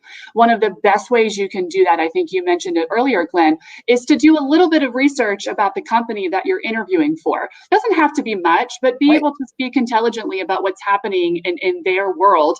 If you're applying at Sonesta, you should know that they just acquired 100 new properties properties and be able to mention that as part of your own professional development opportunities and what you're hoping to achieve in your career. The thing that I keep hearing a lot from our HR leaders right now, though, which is so shocking when you think about it, if you get a call or an email from a recruiter or a hiring manager, get back to them ASAP. Because right now, unemployment is so high, they are not going to sit around and wait forever for you to respond to them. They're going to be on to the next candidate. So I think it's especially important for the younger generation to understand that if someone reaches out to you, even if you're not interested, it's important to respond, because otherwise they assume that you're not interested and they're on to the next candidate. So I would really flag that for everyone as well. And you know, we're talking about, just on a little side note, we're talking about what's the secret. And the secret is, if you want to be successful in hospitality, if you want to be successful at getting that job, is you have to show that you're not tired and you're passionate. You know, one of the things in this industry is it's such a hard industry. It's 24/7. Every single day there's so much going on. The people that get promoted, I'll tell you the secret. They don't look tired. They don't look like they just had a tough day last year or a tough year last year, or they've been in the industry 30 years. I remember a guy named Fred Christina who worked at the Oak Room at the Plaza Hotel. He was there for 50 years. He had a plaque in the Oak Room. When I took over as the front office manager, he treated me like I was his boss. I was like, Fred, we all work for you, even though you're the maitre d', we all work for you. But he always acted like it was his first day on the job. And that's the secret. Always be fresh, always be willing to take on that challenge. So if somebody gets back to you and say, hey, we're interested in talking to you, you should have that on speed dial. I mean, if that is not an alert on your phone, you're doing something wrong. Don't get back to them the next day. That's too late. You're done. Right. Exactly. I think it's even more important now because of the environment that we're operating in. You can't sit down and simmer and overthink it and overprocess. If you're interested, respond right away. Don't overthink it and don't simmer. I've seen that with my own kids. Don't overthink it. Say yes. I just did a commencement speech and I said the most powerful word in any language is yes. Say yes. What's the question? And then figure it out. And then if you don't want it, then you don't want it. But if you don't say yes immediately, somebody else may get it. And then you may say, oh, wow, I should have said yes. Mm-hmm.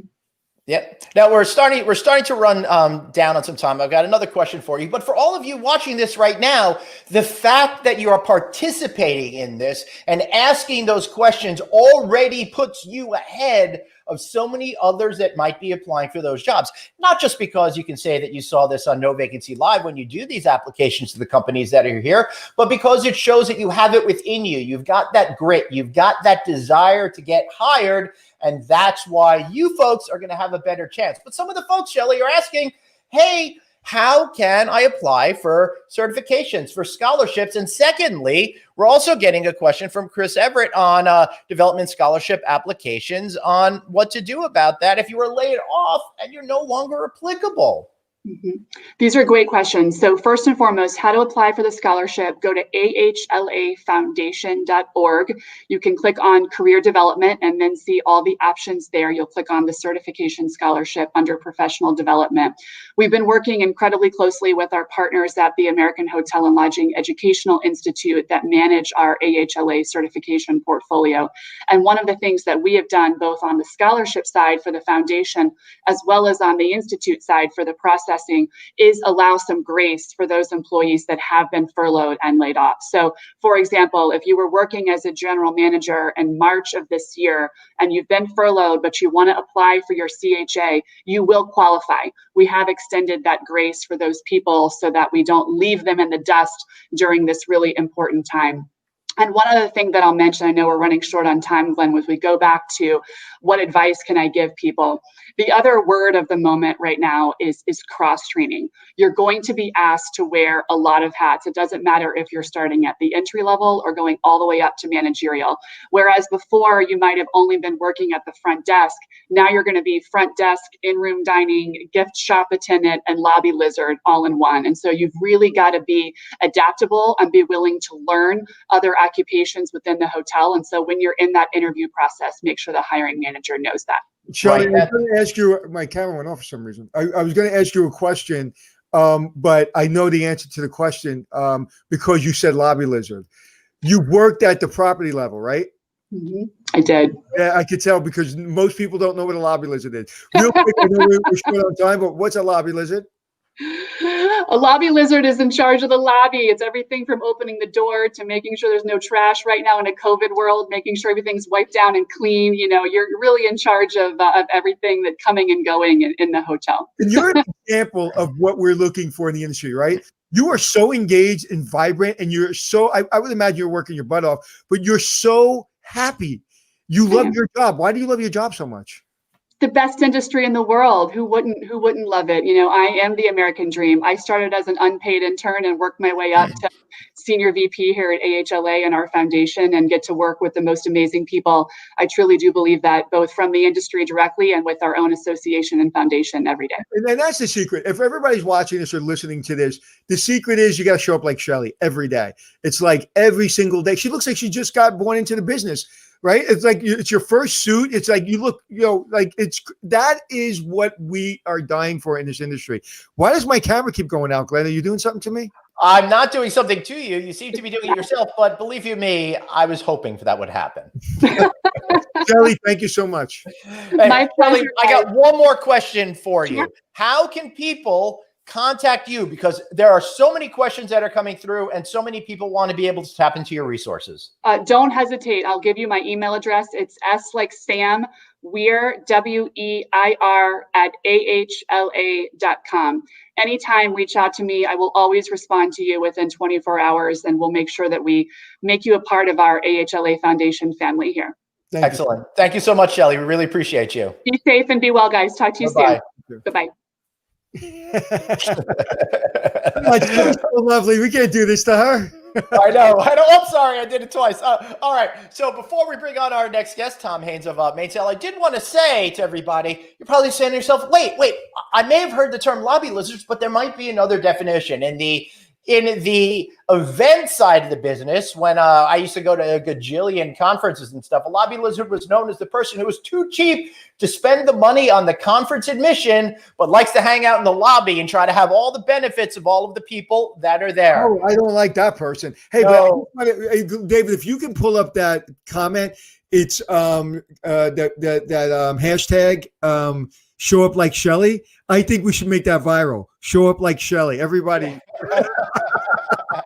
I love that. Show up like Shelly. That's true. And Anthony, here comes another one of those smooth transitions. Speaking about showing up, we got Mr. Tom Haynes over here of Mainsail Lodging, a company that we just featured on our show. I think it was last week for the first time. Tom, I'm so glad that you guys were into what we're doing and you wanted to join the show last minute. Thanks for being here. Thank you for having us. Greatly appreciate it. So you watching the show so far? How are we doing? I wish I could tell you that I had enough time today to watch the whole show. I just tuned in and caught the last part, which I found fascinating. So are you going to show up like Shelly, Tom? I show up every day like Shelly. It's a lot of what you said earlier really resonated with me, Anthony. My tagline is I haven't worked a day in my life, and you know, I always say promotion in this business is easy. Show up early, and have fun doing what you do, and everything else is pretty easy after that. You know, I remember somebody said to me, "Do you ever have a bad day?" I said, "I've never had a bad day in my life." And they go, "That's impossible." I said, "Because I don't think about it, because it's over. It's done.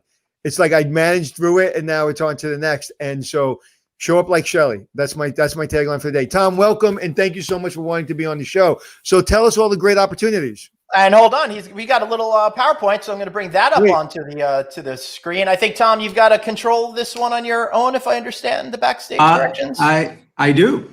All right, cool. So tell us a little bit about your company and what you're up to over there. Sure. Well, I'm the Vice President of Operations for Mainsail Lodging Development. We have 8 open properties right now, and reopening as we speak. And then several new properties in the pipeline, another 5. So it's kind of an interesting time for us because we have kind of this COVID situation we're managing and doing what everybody else is doing. Most of our hotels have stayed open and are ramping nicely. A few others, because of different circumstances, are reopening. And then on top of that, we're alive and well in development. We just opened a hotel in September in the middle of COVID, which is doing remarkably well. And then we've got another additional 4 hotels to open over the next 18 months. And I'll go through those as I go through my presentation. Mainsail Lodging and Development is a hospitality management company, and we're based in Tampa, Florida. And it's been around nearly 20 years now. And And what's interesting about us is most of our properties are, we own, develop, and manage. We have a few management contracts, but for the most part, we control the whole process. And but we're franchisees of Marriott, and we predominantly play in the area of autograph collection and tribute hotels. And for me, it's the kind of the best of both worlds. I came from a 20-year career with Hyatt Hotels, which I adore, and then 10 years with Loews Hotels based in Orlando. And I finally got to the point that, I learned from the big brands, but I was getting frustrated working within a box. And so joining this company and being I was the opening general manager for one of our properties here in Tampa, and was really given autonomy and able to create our own experience and kind of leave out the corporate stuff, if you will, and really focus on what needs to happen in this industry. So this is a little bit about our company, and again, most of us come from big brands, and we're all running away from them, and we like to create, have fun, and we really got a very dynamic team. Are there any opportunities for managers in Tampa Bay? Yes. There's a few opportunities actually coming available now, and our hotel in Tampa, we have 3 hotels in Tampa Bay area. So let me just go through the portfolio, and that will explain it. And then at the end, I have a list of all the different positions we are for, many. So as I mentioned before, we have, I think, 5 right now open autograph collection hotels, a few more in the pipeline. And what we love about autograph collection is they're not a brand, they're a collection. And we, again, get to create our own stories and vibe and energy and create the interiors and the brand stories the way we want. But then we also get to tap into the mothership, I call it, of Marriott, and use all of the tools they have, their rewards programs, their sales tools. It's really a dynamic company, and it's been a pleasure working alongside them and getting their assistance where we want it. So that's autograph collection. Their tagline is "Hotels exactly like nothing else." Unlike the typical hotel brand, you go to one and you know what to expect at another. With autograph, what you can expect is everyone to be unique and special. So that's autograph, and then and that's where we've spent the last several years. We just opened our first tribute hotel, which was a Starwood product, became part of Marriott, and that's being reinvented as we speak. And very much like autograph collection, a little bit more flexibility in the operation. And we pick and choose based on the market and what the need is in each market. And then we have 2 more in construction right now as we speak. So awesome. We're liking tribute portfolio as well. So going through our properties, I actually spent all of last week here in the British Virgin Islands. This was our first autograph collection hotel. It's literally a private island, 230 acres. It's a marina village, it's private villas, luxury spa, and it's about a 10-minute boat ride once you land in Tortola at Beef Island Airport, and we on our boat and bring you over. And so this hotel shut down. I happened to be there in March and got out just in time to get back. And we just reopened December 1st. We just onboarded a new general manager, promoted the assistant general manager, and here we're looking for an executive chef, a senior food and beverage leader, human resources director. So we've got several executive level positions as well as several department head positions. Awesome. So let's get into the meat of this. What kind of jobs do you have available right now? How can we help our viewers out there? So right now, we are actively looking for an executive chef and a senior food and beverage leader to run front of the house. I have and then the potential of a human resources director. So those are my 3 most critical positions. And my website, again, our website and my email address is at the bottom of the presentation. So that's what we're looking for at Scrub Island. Yep. Epicurean Atlanta, Tampa was our second autograph collection hotel. It's been around since 2013. The story here is food and wine focused. We're affiliated with Burns Steakhouse directly across the street. They're our business partners. Cool. And, we have a live culinary theater in this hotel, rooftop bar, restaurant, food and wine themed spa. So lots of activity here. What job are you looking for there? Nothing at the moment, but again, I encourage people to stay, pay attention to our website and our job listings, and if there's a way to send updates, we'll figure out how to do that. But so within your company, the entire organization, do you have line employees, whether it be in Tampa, Florida, someplace else? You have housekeeping, front desk, night audit, general manager across your portfolio, or you just have just a few positions in the ones you? No, I thank you for clarifying that. I'm as I speak, I'm focusing on the management level positions. We absolutely have positions and openings in almost every department: front desk, housekeeping, restaurant, and again, based on the previous segment, we are actually finding it difficult to find qualified candidates. Oddly enough. So at every single one of the hotels that I'm going through right now, we have positions open on every level. So why work in your company? What's so unique about your company? You know, we have a different approach to hotels. I think it's very fresh. We don't open restaurants or hotel restaurants in our properties. We open restaurants. We make sure that we've got a visionary in the food and beverage leadership, the chefs that we hire.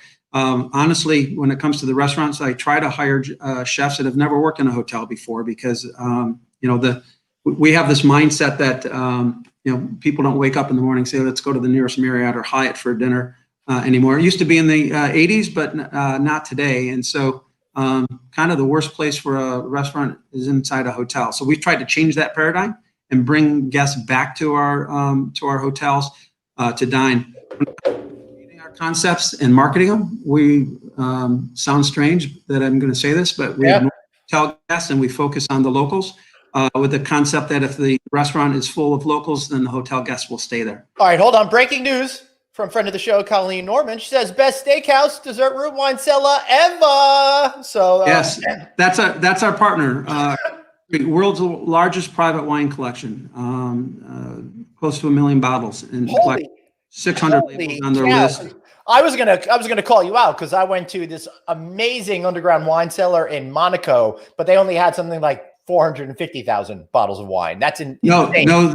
Our partner directly across the street, Burns, is without debate the largest private wine collection in the world.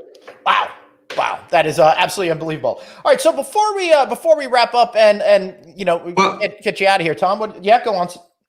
I was going to say, let me just really quickly. We have the Fenway Hotel and Dunedin Hotel, historic hotel, the Luminary Hotel. We just opened up in September, downtown Fort Myers. Mm-hmm. Carroll Hotel Clearwater, which is a tribute hotel, which just reopened. Waterline Marina Resort in Anna Maria Island, and then coming soon, our second Epicurean Hotel in Midtown Atlanta will open up in August. Hotel 45, a tribute hotel in Macon, Georgia, and the Wiley Hotel next to the Punt City Market in Atlanta. So if you're looking for a job, you're in Florida, you guys have opportunities. We've got all of these positions in addition to all of the hourly positions we mentioned earlier. But in terms of management and executive level positions, we have plenty. And I would encourage your folks to send your audience to send me directly their resumes, CVs, letters, whatnot. You can go to our website, mainsailhotels.com, to see more about our portfolio. And all of the positions we currently have available are on mainsailhotels.com. But I will say that not all of our positions are listed because we've got hotels that are going to open up in the next 6 to 10 months, and not all those positions have been posted. Of course. And please reach out to Tom, because Tom will get back to you. If not, please text us, email us, DM us, and we'll reach out to Tom and say, hey, why aren't you getting back to people listening? So our job here is number one is to get people jobs and to help the hotel companies get qualified people. So thank you, Tom. I truly appreciate it. Thanks for being on. Thanks for that great presentation. Thank you very much. Yeah, really appreciate you. Hopefully we'll have you back again real soon. But sorry, we got to give you the hook. All right. that's the one I'm looking for. Yeah, nothing personal, Tom. Nothing Yeah. personal. We So, can't help ourselves. I got to take a minute. I know we're running behind, but I got to take a minute. David, our producer, you're killing it, man. You're doing Right. such a great job. This is not an easy show to produce. There's a lot of marks to hit. There's a lot of graphics, a lot of coordination behind the scenes. And so, David, you're killing it. Thank you. Well, speaking of marks to hit, let's hope we don't hit her boss, Mark Laporte, over at Concord Hospitality. We got Patty Cameron over there. Patty, one of my favorite companies. Mark is such a great leader. I love what he's doing. Thanks so much for being here. Thank you for having me. I appreciate it. Greetings from Raleigh, North Carolina. What a great smile. I know, right? So, Patty, for those of you who, like me or unlike me, who know the company, tell us a little bit about Concord. Okay. So Concord Hospitality Enterprises was established back in 1984 by Mark Laporte, who you just referenced. He is our CEO, and his mission was to develop and acquire high-quality hotel properties, and that includes full service and select service. What we do is we build, we own, we operate and manage hotels, and right now we're in 20 states, and we're in 2 Canadian provinces. That's Alberta and Ontario. Currently, we have more than 125 properties, and we have some new properties in queue for 2021 that we're very excited about. And we're going to be moving forward with them. Also, we are an approved operator status with Marriott, Hilton, Hyatt, Choice, and IHG. So that's a little bit about just us in general. So why is your, as I've been asking everyone, why is your company different than any company out there? What? And listen, we're in the hospitality business. Most of us are hospitable. Most of us like people. Most of us, like doing this for a living. But why should I kind of maybe say, listen, I've been laid off. I'm thinking of other things. There's some opportunities all of a sudden coming up. I'm a good general manager. Why should I come work for you guys? Well, we are what I would call an associate first culture. So the decisions that we make, we always think about our associates first and what the impact will be on our associates. We also obviously think about our guests and our customers, but it's very associate focused. That's where we start out with. We work really hard at being a great place to work. So we have been recognized as one of the 100 best companies to work for women and millennials. We have something that are called leadership commitments, and they are hung up in all the hotels. And when we hire our new GMs, they go in and they sign off on this plaque that's in probably, a conference room or whatever, and it talks about the leadership commitments. And they say, okay, I'm going to listen to you. I'm going to seek your input. Transparency is super important. I'm going to stand up for what's right. I'm going to give my best, and I care about you. And we really embrace that. I guess what I really appreciate, because I'm not really originally from the hospitality industry. I actually came from manufacturing and have had different HR life experiences, is that the culture is so awesome here. And, when I went and applied for my job, I didn't, you read about a company's website and you pray to God that what the company is posting on the website is actually true. And I'm here to tell you that what we have on our website, our culture and our values, our core values and our cornerstones and our success metrics, as well as our global initiatives, they're all true. And I have to say, it's really top down. It starts with Mark Laporte and then drops down his leadership team. And, I've had firsthand experience with, Mark Laporte, where he's talked about some of these, leadership commitments or our cornerstones and how important it is to him. And I feel that it filters down throughout the organization. And generally, we all are thinking the same way, our associates first, how we treat each other. Be your best self at work, regardless of your difference. Regardless, we're all different. We embrace that. What's the one thing that stands out for you that you personally, since you've worked with the company, is like, you know what, this feels really good for me personally, for my career? What's the one thing that you love about it? Okay, I love about the fact that one of our cornerstones. Well, can I give you two things? One is community, okay, and the other is fun. So I'm a big give back to the community kind of person, and we truly do that. Every year in November, the whole company goes out there and we actually go out into the community and we volunteer. So it's called Share Day, and it's really exciting because we sign up on Teams and we don't all really know each other all the time. And I found myself, I work at corporate, but I found myself working with people who were working at hotels, that I may never have met unless I'd gone to Share Day. And last year we were helping an elderly woman rebuild steps at her home, going out and raking her yard and organizing her little shed. And then it was so exciting and rewarding to actually go get the little lady that was, living there and bring her out and show her all the work we'd done on her shed and how we'd hauled all the stuff out to the street. And then she said to me, "Can you put it back in my shed?" And I knew she was going to say that, but it was like, that was really great. Like you feel warmth in your heart that, you're helping other people. This year, 2 of my colleagues and myself went to a local animal rescue organization, and we worked with the dogs. And I'm a huge dog person, so are many people at Concord. And it was just really great, going and working with the dogs. People at corporate went and donated dog food and all pet supplies, and everyone in our company was out there on Share Day doing things. And what was amazingly cool is we have something called Beekeeper. And Beekeeper to me is kind of like Facebook for Concord. And all day long, people from all the different properties were posting videos and posting pictures of themselves out there in the community, giving back. And I just really love it. That is really cool to me. And then I also mentioned my other favorite thing is fun. I love fun. Fun is great. And, in other industries, I don't think their core values are making sure that you have a fun environment.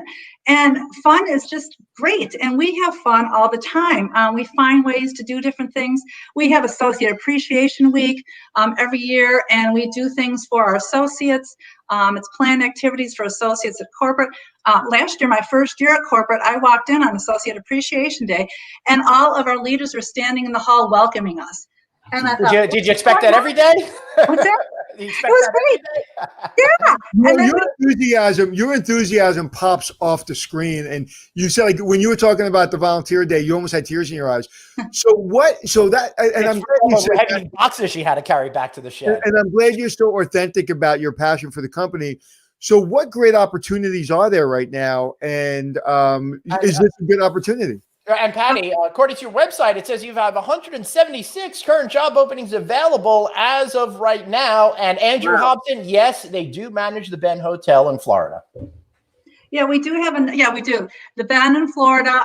We also, another one of our top hotels, I shouldn't be saying, like all of them are great, but we have the Autograph in Pittsburgh too. That's very similar to the Ben.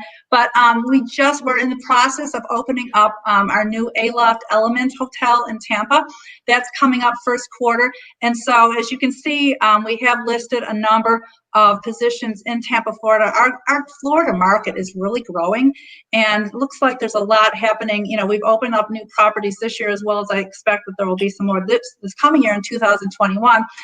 One of our great successes, really great, back I think in November, December this year, we opened up our Hilton Garden Inn in Camden, and that's really exciting for us because I don't believe that Camden, New Jersey, has had any great new properties opening in a long time. So, we actually built the property, we own and operate that property. But if you look at our website, concordhotels.com/careers, you will see all of our openings. Like probably everyone else, we always have openings in housekeeping, but it's not just, like a room care attendant. We have opportunities for housekeeping supervisors and managers.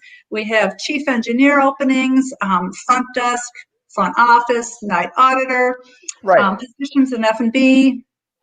Awesome. That is so a whole panoply of jobs that are available to you. It's across the board. Yeah, so we highly recommend you going to check out careers.concordhotels.com. But Patty, one of the things that we've been talking about is how to get people through, how to make sure that they can connect with you personally. Sure. How can they make sure, after, of course, they send in anything that says that they saw you on our show here today, how can they make sure they get some personal love back from you? Well, okay, like you can see on the screen, email me, patty.cameron@concordhotels.com. That's the direct route to get to me. I check my emails all the time. One thing, too, you can even do, this is great, ping me up on LinkedIn. Okay, if you Right. have a link, seriously, that's how I got my job. I headhunted my boss, and I sent her a note and told her why I thought I'd be a great candidate for this job. And that's a really great out of the box way of thinking for someone who's looking for a job. Go look at the company that you found a posting on, and see if you can figure out who the person who would be your boss. I've done it twice, and it works. Beautiful. That's a great tip. Now, before we let you go, any other final words about working for Concord and the best way to make a first impression? Also, just remember this, that we have great benefits. We offer medical, dental, life, vision. We have a 401k program. We have learning management systems. We do annual training. But just remember this, that if you get hired, we want to promote you. And I truly have seen that happen so many times in our company. So not all employers can say that, and it doesn't take 10 years to happen either. I love what you just said. It's like, we want to promote you. That's a great tagline. It's like, come work with us. We want to promote you. And that I've seen. If you work hard in this industry, man, I've never seen an industry where you can get to the top so quick. True. I mean, I've phone screened people who, because I phone screen our internals too, because I need to be fair and consistent, with internals and externals. And I learn about their story, how they started, at the bottom, and have worked their way up, and they fell in love with hospitality. And it's just great to see how Concord has really helped people with stretch assignments, give them opportunities to maybe do a little bit more on their current job to learn a new job. We do that. So, it's great. It's really a great company to work for. Benefits, culture, opportunity. So definitely come to our website, look at the opportunities, go online and apply. I feel bad for the world, because when you unleash those hospitality people, you can see the energy. When we're allowed to go hug and go to conventions, man, the world's in trouble, because we're going to be hugging and kissing, and we can't wait to get out there. I mean, if you look at Patty, can you imagine just hanging out with Patty at one of these conventions, how excited she is and passionate she is about her company? So you're a real shining light. Thank you, Patty. Oh, thank you. No, honestly, I feel like it all comes from my heart, and when I talk to people, I talk about what I call the selling points. And it's so easy to talk about them with candidates because I've experienced them firsthand. They're real. I'm talking about it from my heart. And, I never thought about hospitality equals being hospitable until I got here. And, I'm really lucky to be here. Excellent. Thank you so much for being Patty. here, Patty Cameron. Be sure to apply to Concord Hospitality. We'll see you again real soon. Thanks so much. Anthony, this has been great. We talked to a lot of companies with hotel positions. But what we haven't done is we haven't spoken to a company yet that supports the hospitality industry. There's so many great career opportunities that are out there for people beyond just working in a hotel. All of the service providers, all of the vendors. One of my favorite companies out there is Duetto, and they focus on revenue strategy. And we have Cecilia Orantes from there. Cecilia, welcome. How are you? Hi, I'm really excited to be here. Thank you so much for having me. Well, we're very, very excited to have you here as well. So we just had on Duetto a couple of weeks ago, but for those of you who might have missed the show, and how dare you have missed our show, tell us real quick about Duetto and why it's such a great company to work for. Yeah, so we're Duetto. We are a B2B SaaS company helping hotels with the revenue management system. We're hiring, and I'm very excited to be here. Excellent. So what kind of jobs do you have available? Because most people are associated with, I can work at the front desk, I could be a housekeeper. But when it comes to a revenue strategy company, a company that's focused so much on technology, what are the types of jobs that you're looking to fill? We're hiring in 3 different departments: in engineering, finance, and legal. For all of these positions, you could either be in San Francisco or remote USA. You don't necessarily need to be in our headquartered office. All of these roles are very, very important, but I would say first up, you can go ahead and message me via email. And my email is cecilia@duettocloud.com if you have any sort of questions about any of these roles. But we're hiring also in Argentina if any of you are in Argentina as well. I'm not a lawyer, but I want to apply for the director of legal. I took a little legal test recently of how I would do on the bar, and I did pretty good. So can I please apply? Yes, please go ahead and apply. Right, and I do want to, while Anthony is applying for that job, I do want to make sure people understand that in this context, engineering is software engineering as opposed to engineering positions we talked about at the hotel level, which is more about mechanics and making sure the facilities work? Correct. So our engineers, their technical stack is Java. So if you go ahead and Uh-oh. We're losing her. Anthony, you still there? Yeah, her software engineer is not doing a good job. No, that's why they need you to apply for a position. So I'm going to remove her from the room. But Duetto really wanted to be on this show and really talk about their company and job opportunities, because that really tells me they're a company that really wants to hire hotel people to do hotel kind of software stuff. One of the things, if you want to ask me, one of my pet peeves is when I'm talking to a property management system or a revenue management system, and I talk to 7 people in that company, and I go, how many of you have worked in hotels? And none of them have had hotel experience. I want to bang my head against the wall. I'm not saying you need to have 20 years experience, but you should have some kind of operational experience, especially asset managers, or a person that's going to do consulting for a brand or for a hotel. They've never worked in a hotel. So I really give them a lot of credit for wanting to recruit hotel people. I give Cecilia a lot of credit for signing back on. Welcome back. Thank you. Sorry about that. Working from home difficulties here. Well, we thought the hook that's okay. soon or something. We thought maybe we gave you the hook too soon. No, and what's really funny is she's been very patiently waiting back behind the scenes for like an hour with perfect internet. But as soon as you come on, of course, that's what happens. Cecilia, let me ask you a question. Tell me about, because I would imagine you're not in the industry for 30 years. So tell me about your job interview for Duetto and kind of how you went about getting your job. Yeah, so it was quite interesting. I am a technical recruiter. I used China, and then fast forward some years, I moved to Silicon Valley to just try to work at a startup.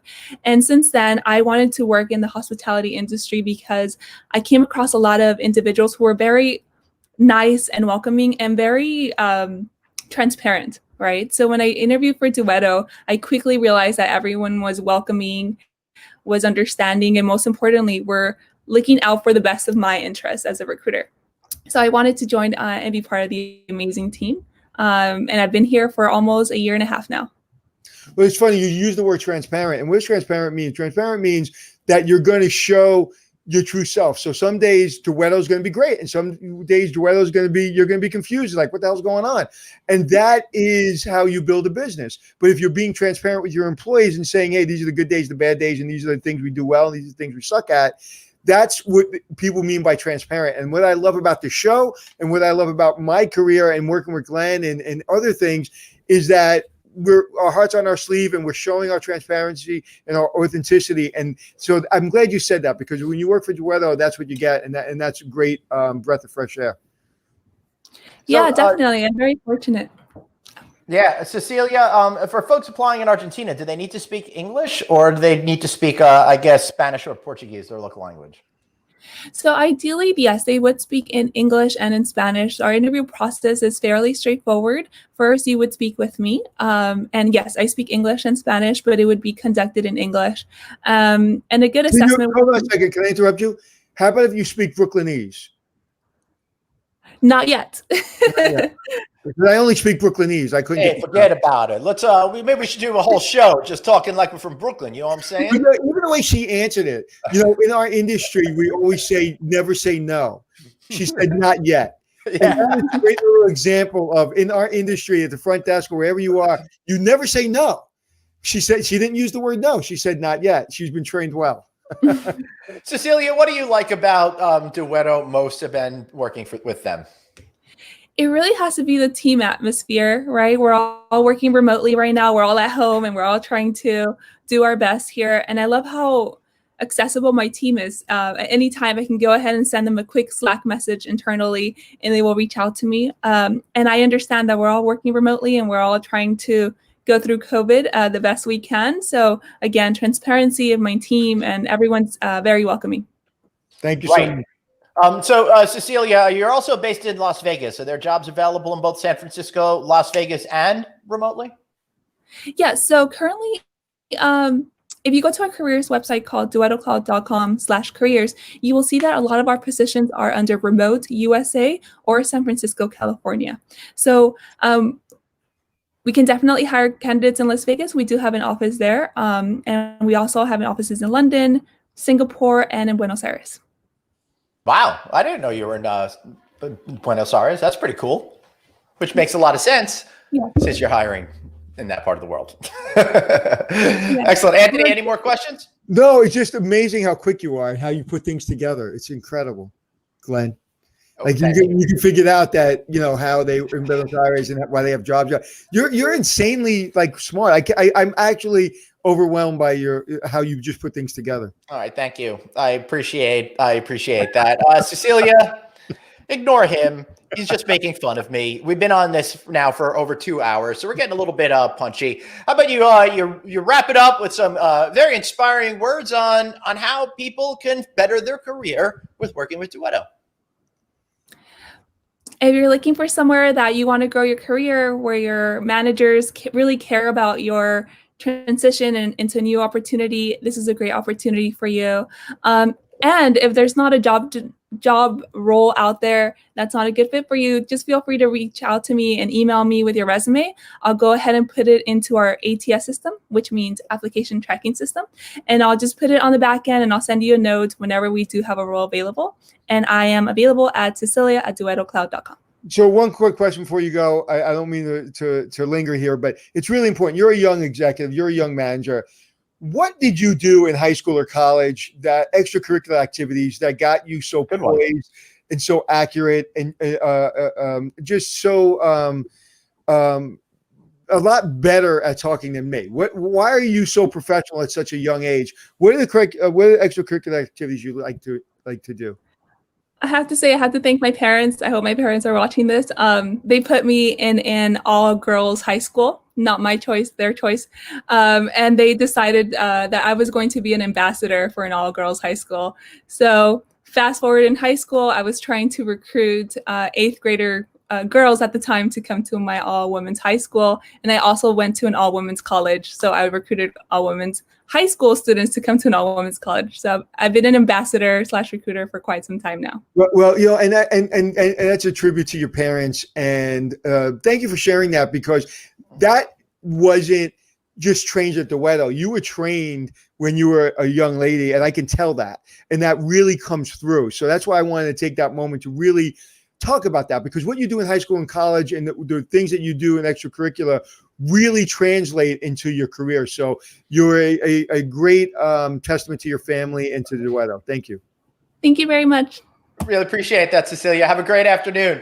All right, so Mel L says I look like Mark Ruffalo here. Is this Hulk Mark Ruffalo or actor Mark Ruffalo? I want to get a clarification on that, because I'm feeling a little gray today. All right.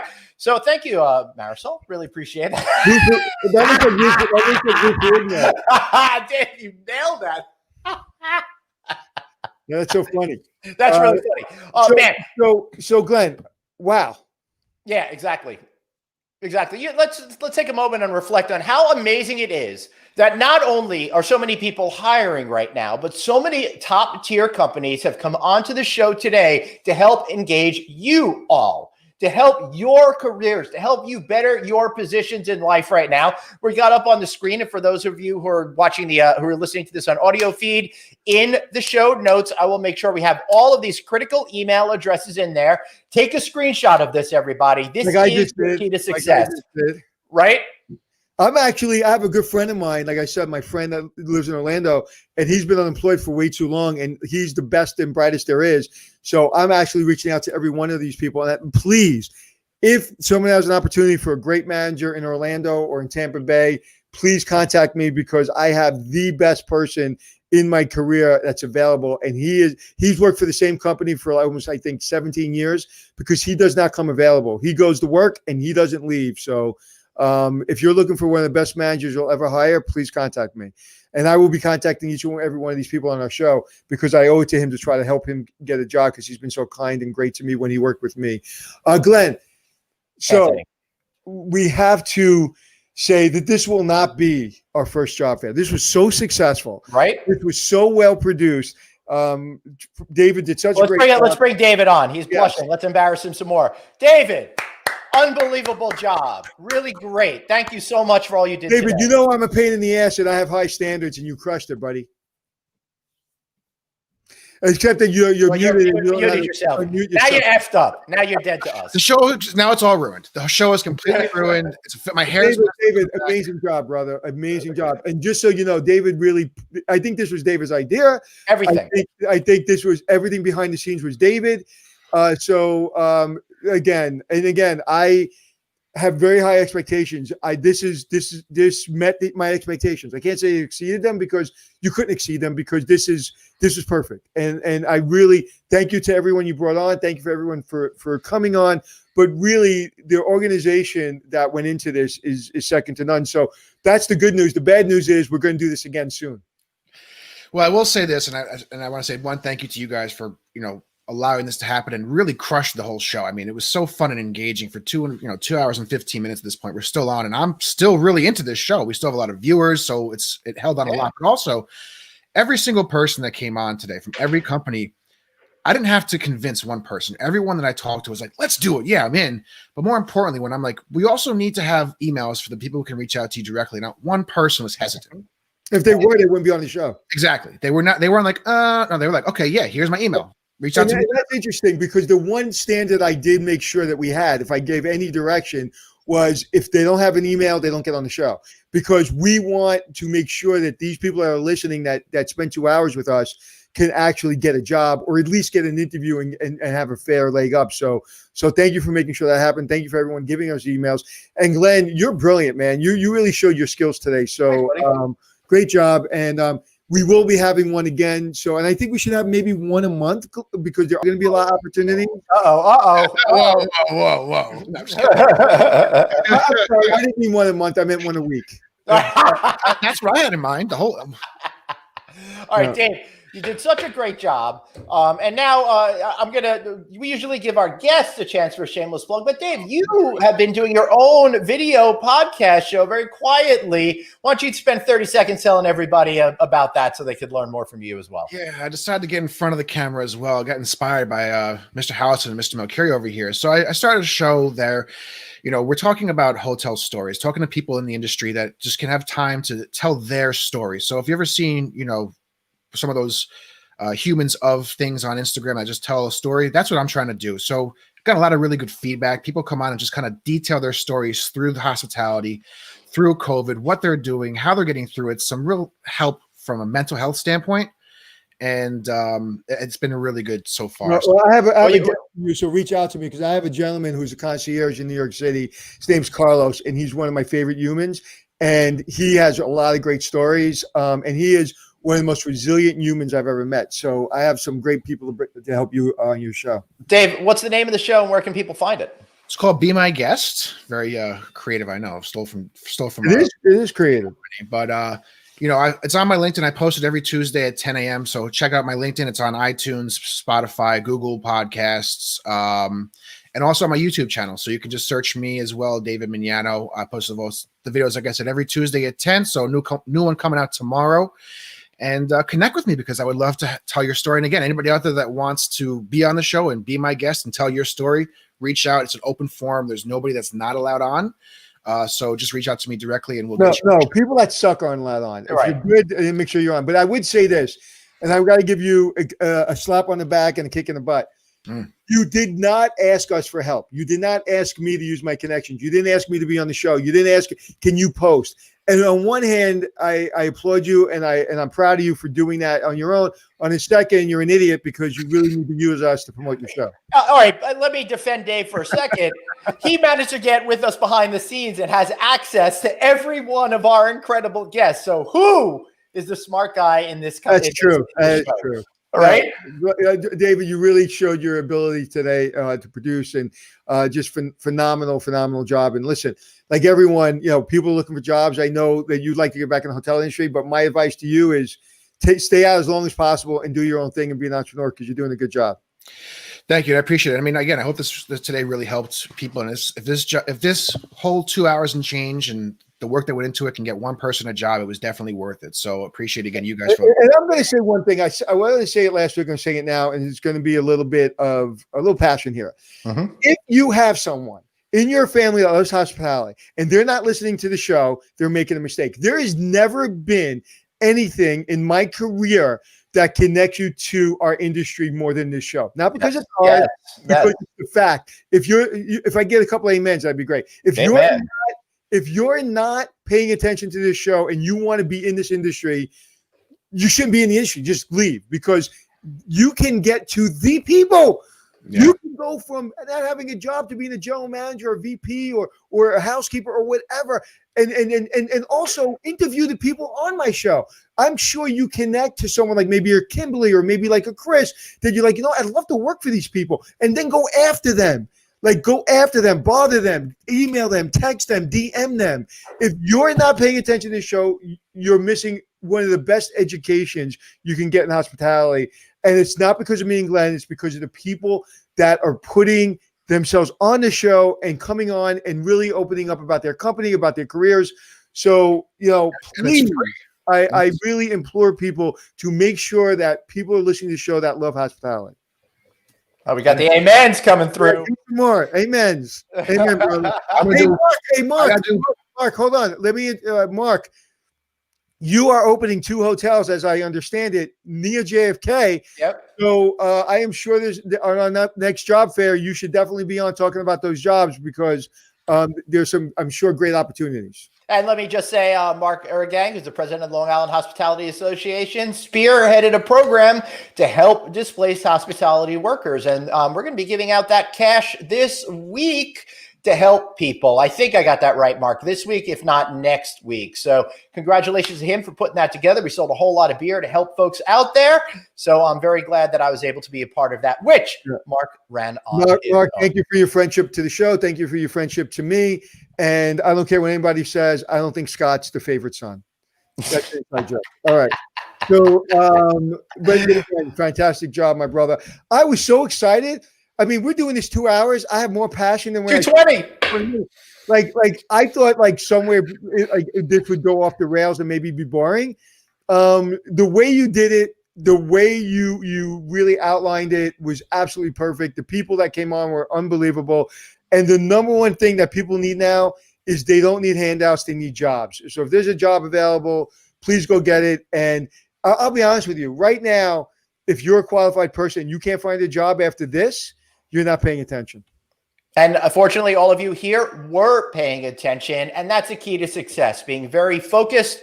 There are thousands of people that could have been on the show, but the hundreds that were here watching it live are the ones that are going to make a big difference. Be sure to check out the show on replay if you miss any of the valuable insight, not just on the companies, but all the valuable tips that they provided you, how to put your best foot forward when interviewing for a position. We should rename the show to Podcast University. No, Hospitality University. We should rename it to Hospitality University, because you really are getting an education from all these unbelievable people. I mean, if you think of who was on our show just last week, I mean, we had the CEO of Pebblebrook. I mean, are you kidding me? And all the other great leaders that were on, and I'm sure Chip Rogers is going to be coming back. And I mean, Chris Green, who's one of the great leaders of our industry, is basically a regular guest, and Kimberly. And so I'm just sick and tired of saying that people should be listening, simply because if you want a job, we'll find you a job. Oh, Anthony, that is absolutely true. And the best part about the show is we're about half as long as a Joe Rogan podcast. So we're getting there in terms of hey, don't mess with my 3-hour Joe Rogan.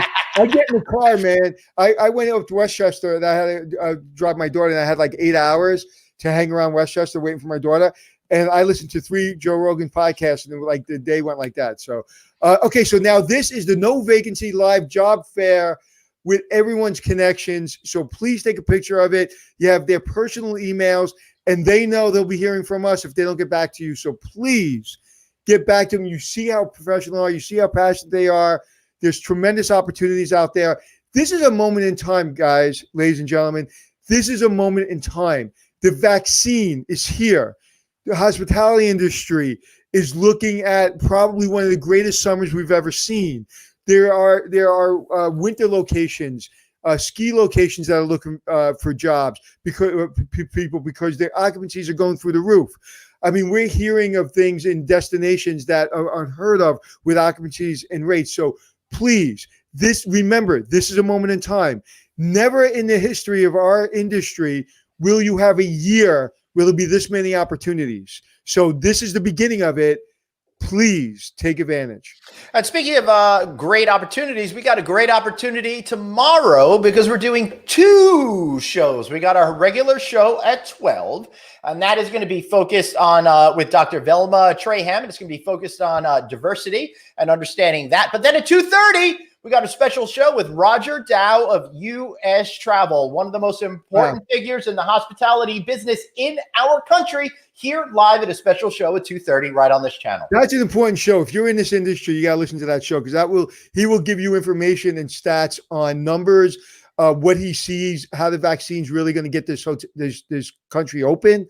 And so that don't miss that show. That's an important show. Right. And I've been speaking to Chip's people. They wanted to know when, if we could fit him in at some point. I said, as soon as some news breaks, we'll get him on the show. So we're going to be in Washington for the inauguration. So if you want to host us, we have some opportunities out there, but we'll probably be down there for a week. So please, if you want to host us in your beautiful hotel, we'll come down and we'll hunker down and do a podcast from your hotel, but we're going to be down in Washington during the inauguration. Yeah, that is right. So Michelle says, what were the times again? Regular show at noon Eastern time, and then again at 2:30 for a short show, probably about a half an hour at 2:30 tomorrow.